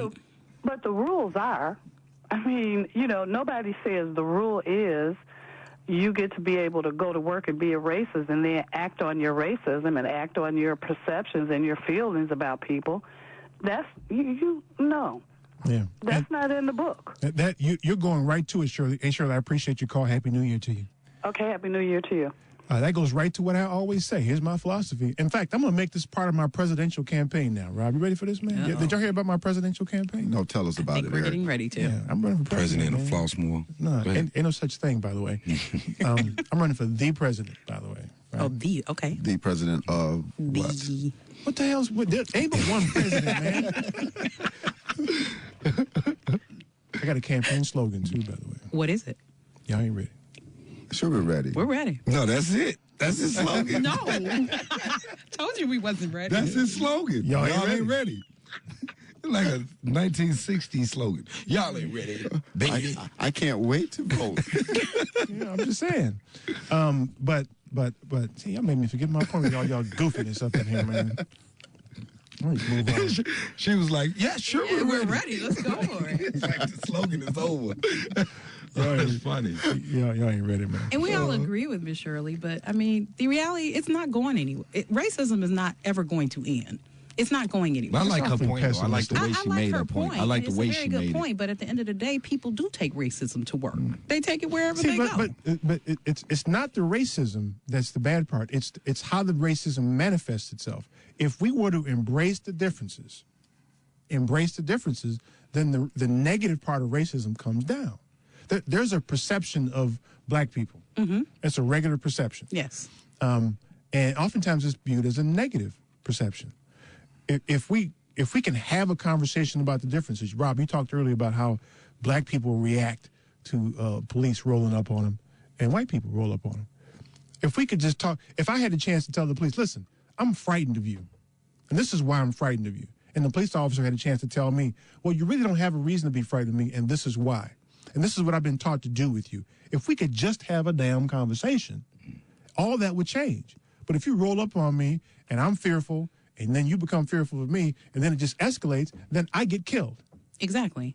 We keep having this conversation, and to me, it's like it's so many more problems that we need to tackle way before we even get to this particular issue. The infrastructure itself is broken. So we talk about this plight of police and citizen interactions when we have all these other things structurally that are wrong. I think, I think you're missing my point, though. I get that. I get that point, but no. We've let things go so far out of hand with the education, with all these things. We let all these things go astray. So now we got the shiny thing in the room right now, and we running on it like a horse. This is why I think you missed my point here. I think that if we can have a conversation about this, we can have a conversation about everything. All of the things that are not going right require a conversation that we're not able to have. I agree with that. And this just happens to be the opportunity to have a conversation that we can continue. Oh, by the way, since we're talking about this, let's talk about education and infrastructure and financial imbalances. Since we got a conversation going, we can't ever seem to start a conversation about any damn thing. This is true, or agree on anything. Right. We can't agree on the facts, so we can start. We don't have the desire to understand where everybody's coming from, so we can have a conversation. So we have to take an opportunity like this to try to have a conversation and then continue with all of those items. Let me get Let me get Joyce here because she got skipped. Joyce is in Evanston. Hey, Joyce. Hi, thank you. Happy New Year. Happy New Year. Happy New Year. I listened to you fully last week, and so I do have just some comments. For me, as a citizen of New York, I'd want to know how the call was coded, how an unarmed man and 7 officers came out. Number 2, to support the police, if this is a repeat offender, same business, same corner, same whatever, why maybe an officer, maybe of a psychology major now, because we're getting into repeat, I don't know what happened, but repeat arrests or whatever. The other thing is there the technology from the dispatcher that gets the call that maybe can track the call, how many times they've received a call from this business? And when you have someone in a chokehold and you're on even footing, that's one thing. But when you're hanging off of someone's back with 200 or more pounds of pressure, as soon as you're being lifted off the ground by whatever you're trying to accomplish, you need to undo the chokehold. I mean, that's excessive force. So just some of it is just, it's just tragic every way you look at it. Yeah, I think you'd admit, though, Joyce, that in the heat of the moment, sometimes you're not able to think that quick. And I agree with you, but that requires some clear thinking in kind of a heated situation, don't you think? Oh, I'm with you. And then, and as you're talking about the training on shooting, are we teaching the training on one-on-one? Are we teaching the training on, again, it's an unarmed person. Approach it as an unarmed, officer, basically, and how am I going to talk to this person, and why do you keep coming back to this point, and why do we keep having this dialogue month after month? I mean, it should have somehow, like, can we take you to the station, and this is why we keep taking you to the station, and you're taking from this family's business, and it looks, people are uncomfortable walking in the store. I don't know, whatever the dialogue, but create the dialogue. I mean, for 2 cigarettes, this never should have happened. Yeah, I agree with you. And at the end of the day, I mean, this is just, it's a loss for everyone.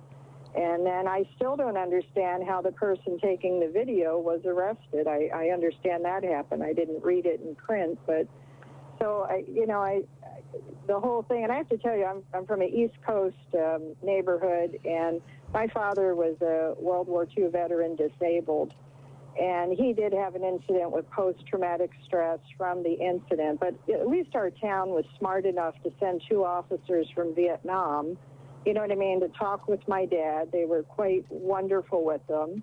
But years later, we got a punk cop that used to pull my father over. Now, he's an amputee, and he actually pulled him over in the middle of an intersection, made him get out of the car in which he could have been killed with what we call the wooden leg. And when we found out, we were just mortified. And I can't even say there's beauty, but the beauty of this is the officer was bragging in the locker room, and the neighborhood kid who became an officer and a detective took such issue, and my father loved we never had boys in our family, so he loved all the neighborhood kids, but this kid took such issue with this officer. They still won't give us the name, by the way. But at this point, it was taken care of internally. But my father, we think, was harassed for 5 to 10 years from this officer, and he never said a word, just put up with it. And, so that's bullying. That's bullying. It is, but my point is the vets weren't being treated back then the way they are now. But again, whoever was the smart dispatch, we've got possibly post-traumatic stress, because we called it in. And, it was nice that they dispatched 2 officers that had served in a war to work with my dad and get that common bond. Yeah, we never knew the trigger. Nothing was ever a big event that day, but he just broke down, and That's smart policing. Joyce, Happy New Year. I appreciate you calling. Yeah, appreciate all of you. Thank you. Bye-bye. Take care. That's my girl, Joyce. Let me get see if I can get Charles in here from Humboldt Park. Charles, hey, man, what's on your mind? Good evening, my brother. How are you? Good, my brother. Happy New Year. Happy New Year, Le Chanatavage, Joel Noel, all this stuff. Anyway, to get to the point, let's agree that there is no post-racial America. Agreed. all this stuff is a lie. If somebody told you that, they told you a lie. Don't agree. And also, let's know this fact. When America was incorporated, it wasn't because they wanted an equal country. They wanted a place to take over. If you don't believe that, ask the native people who they took over from and the people they stole from Africa to help work it. Gotcha. You really think that they wanted to give up all this power, and all of a sudden, when Mr. Obama was elected president, that was a good thing. But when it was conspired openly that they were going to thwart him by Republicans, nobody said anything. No one. Nothing. They said, you lied to Mr. Obama. No one has said anything. Nothing. This Cuba situation, which is brilliant. I'm over it. If Cuba's a threat, you know what? Belize can wipe us out. But these people, Cuba. The whole thing in a nutshell with the police also, they have created a state where they don't want to give up power easily, and we are a threat. Now, we do things to hurt ourselves, like the gentleman say, standing in line for gym shoes, not getting enough education. But that should no way mean you could come over and kill me for simple things. And if people don't think that this isn't a police state, the police woke up Fred Hampton with bullets. They went to his house and killed him. So don't tell me about the police. That there's no real police brutality. It happens. And so what America needs to do is quit this facade. We have to really, especially Black America, we have to really close our. A lot of people misconstrue this if they're not Black, but you have to be Black to understand this. I know I could have went further on my job if I wasn't Black. I know a lot of people, present company included, probably said if I was looked over as effective, I'm a person of color. But they won't tell you that. They'll always have another reason. There's always some underlying reason.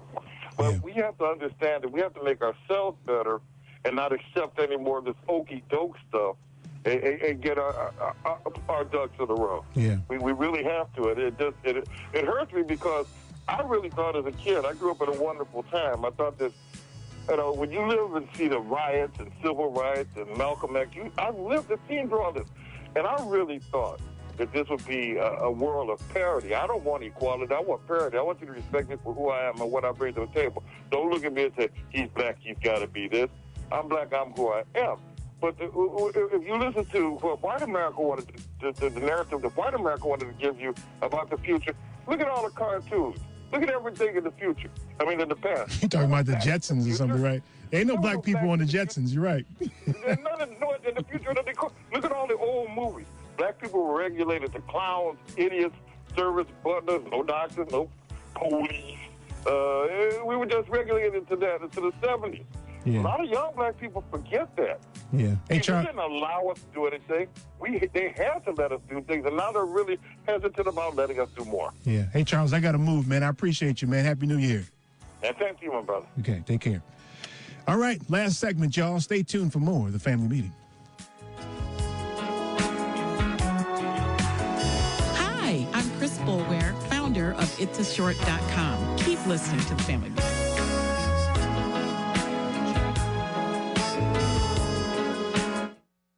We have products that can change your life.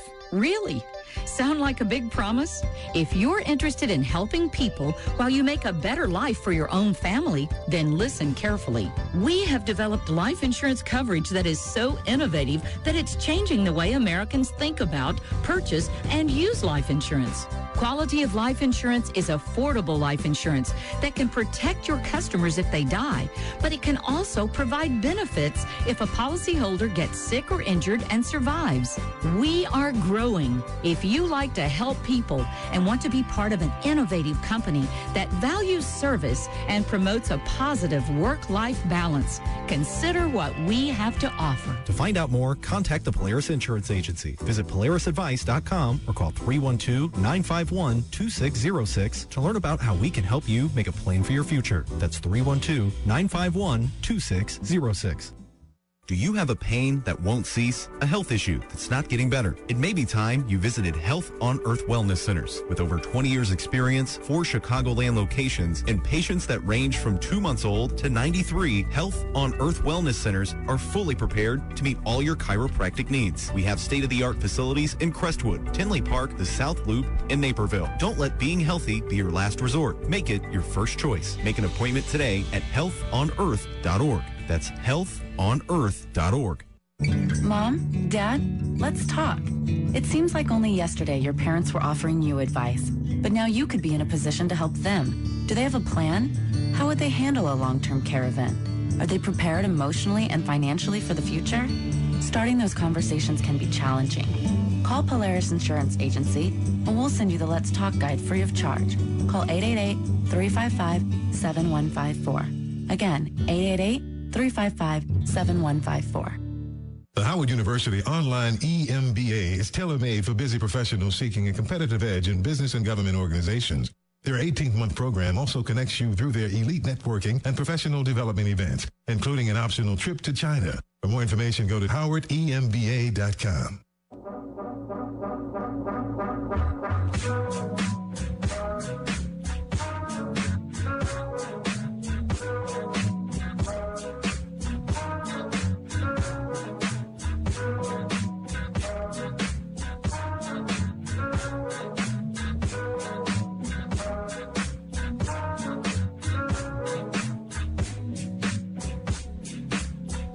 This is Steve Casey, the MacArthur Foundation. Welcome back to the family meeting. Yes, sir. Last segment, y'all. So the conversation wandered about as it normally does every week. And the funny thing is, and I tell Rob and Carmen this all the time, is throughout the week people say, well, what you guys talk about this week? First off, your ass should have been listening.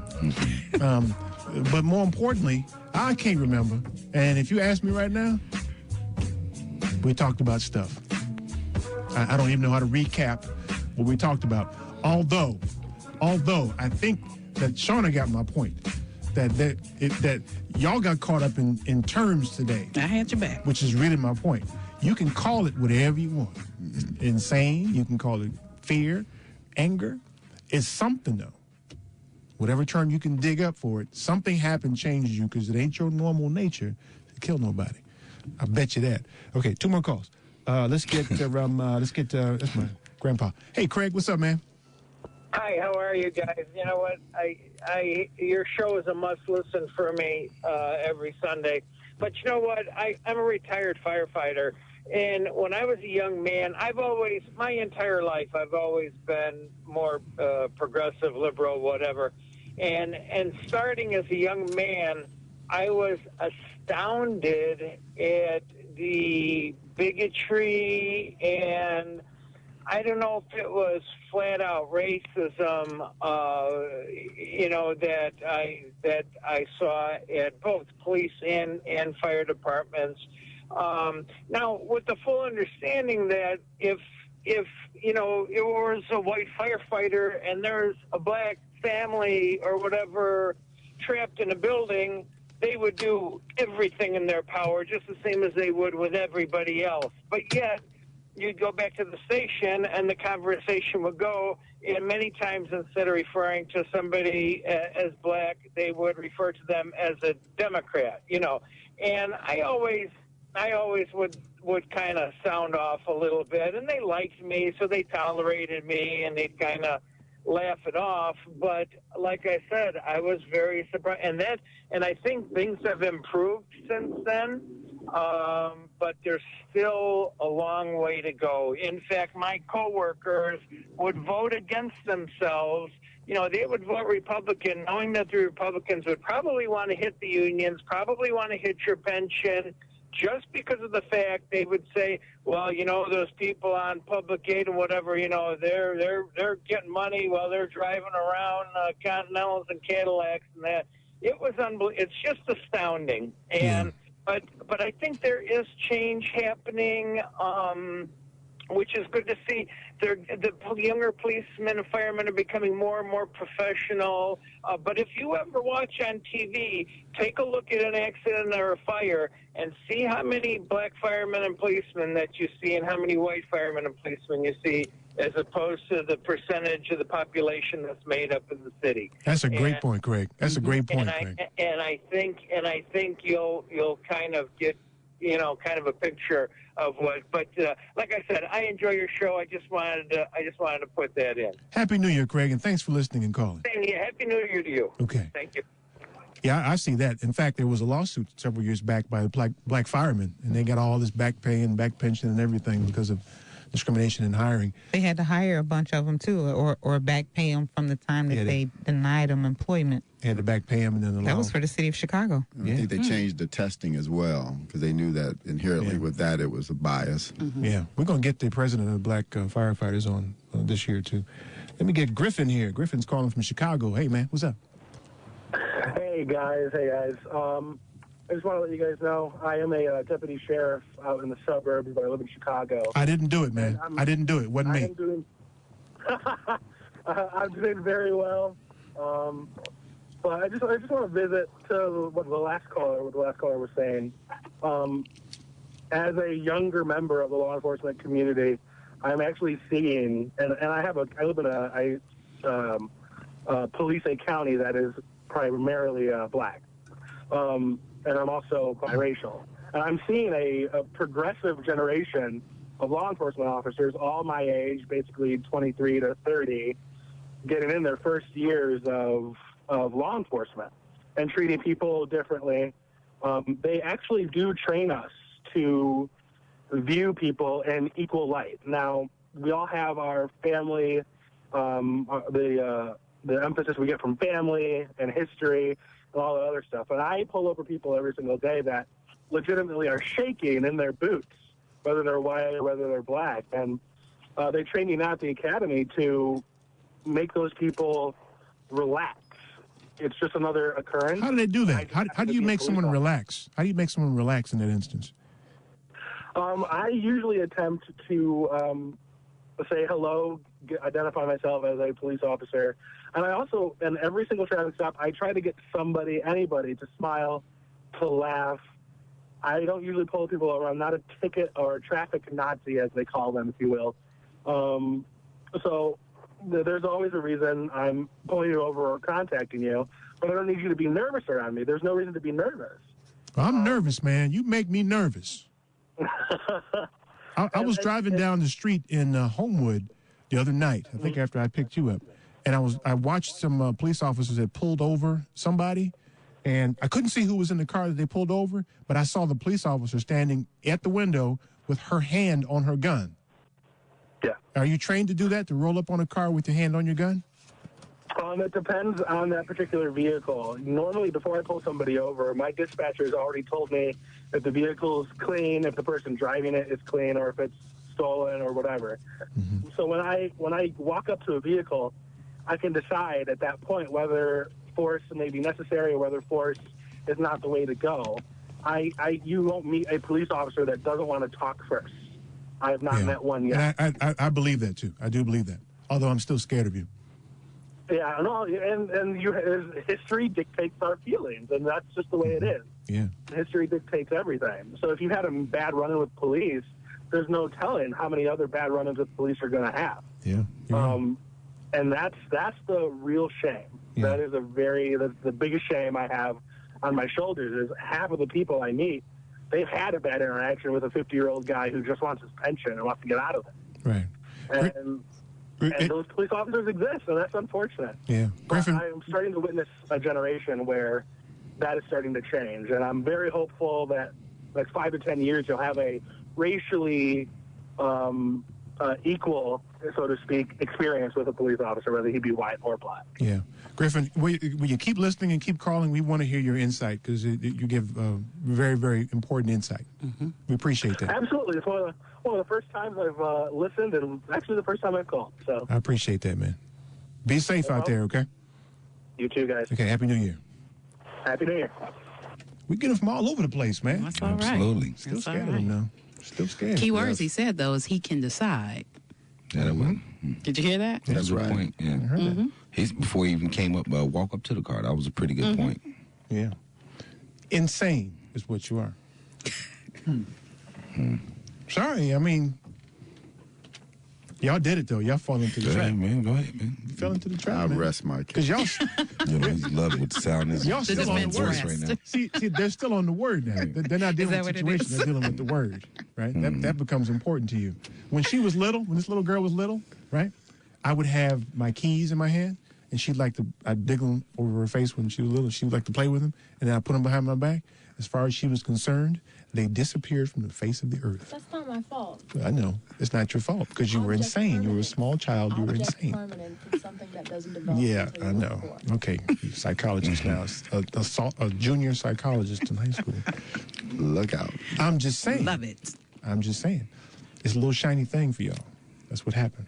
I was thinking more about progression. Like, how do we progress forward? Like, 'cause we got so many. I mean, I'm just saying we have so many examples as the black community now of successful black people doing different things in our society all the way back, to the beginning of America. We have so many different. We can go back to Jack Johnson. You can go back to Thurgood Marshall. What I'm saying is, at this point in this stage of the game, we have enough. We have a body of work now of progression, and I just would like to hear more on how we going to take that, how we going to take progression, how we going to take the fact we have President Barack Obama. Not to dismiss, some of the things that people can pull out as discriminatory. But how do we progress to the positive things in our society? I thought the president did a good job of rising to or almost ignoring the letters from that Sony incident and putting sanctions on North Korea when a lot of the racial elements were, I guess, directed at him. And he didn't address him those. a monkey or something. All kind of things, but the thing about him, though, is he's working on something when you don't know about it. Remember that night he was speaking at the correspondence dinner, and that was the night I think that they killed Osama bin Laden. Right. And that, he know that's going on. He's like, y'all laughing at jokes now. I'm taking care of my man back here. While y'all laughing at me. He could be working on something now. And North Korea is a story. I've read a lot about North Korea in the last few weeks. Wow. I just want us to know. I just want to see how we, how do we shift our energy though? Progressively. It's conversation though. It's conversation. And I think to your point too, I can remember a conversation I heard recently where they were saying, one way to do it is we need more people in office of color. We need people, when you get that little letter saying you might have to go and sit on this case and, do that. Like we run from jury duty. Don't run from jury duty because that helps us. We need to be heard. So that's how it requires you to register happens. to vote, though. Exactly. Well, all of those things, but that's just one solution. I was like, that's smart. That's a good way to think about it because we typically don't, and then we're upset when there's no representation in the jury. Right. Yeah, you're right. Right. Exactly right. But I think it all goes back to conversation. The conversations that we're not having daily are the problem. The conversations with us and our children starts there, and then the bigger conversations in society that we can't have because of everybody's hang up on whatever. On something. Yeah. Right. Everybody's hung up on something, and it becomes intransigent, and you can't have a conversation. That's what kills me. I'm actually, I was talking to my son about this last week, I think. I'm intellectually curious why people are so ignorant sometimes. Like, I watch, we enjoy this. Remember our guy, the Turtle Man? We watch the Turtle Man on Animal Planet. This guy catches what's he called? Critters. He catches critters with his own hand, raccoons and foxes and all that kind of stuff. He ain't got no teeth in the front. Snag-a-tooth. He got a big old fat friend with a long beard. He ain't got no teeth either. He drive around in an old raggedy pickup truck, and people give him $50 and a chicken to get a raccoon out of their barn or something. This is a reality show on like Discovery Channel or something. Okay. So I watch the show partly because it's funny, because it's completely ridiculous and it fulfills all kinds of stereotypes about people living in the backwoods in Kentucky. But I can't understand. I want to understand why that man is the way he is. I want to understand why, and his mama's on the show sometime too. So that gives you a clue. Right. She's straight up backwoods too. But I got to watch because I'm interested. I'm intellectually curious why they're that way. It's kind of like a show we should have seen, huh? Because it seemed like y'all laughing at me because I watched the show. Because it's a daddy-daughter moment. Yeah, but I want to hear. I want to figure out. We don't even know the name of the show. We can't even relate. I mean, but aren't we products of our environment? And probably... Yeah. Cat ain't never been nowhere. Right? He ain't never been to Texas. He's living in Kentucky. He ain't been to Texas. You country ass. Come on. You're so crazy. Stuart Scott died last night. Yeah. Newscaster from ESPN. Can we say it together? Booyah on three? That's right. 1, 2, 3. Booyah. My man. Yeah. Okay, so listen, let me give you websites out here. First is my girl, Shauna Witherspoon. Thank you, girl, for coming. Thank you so much for having me. You can find her at SISCEO, SISCEO.net. .net. I wrote down com. It should have been net, right? SISCEO.net. I have no idea what you'll find on the site. You must go and find out. That's a secret. Thank you very much.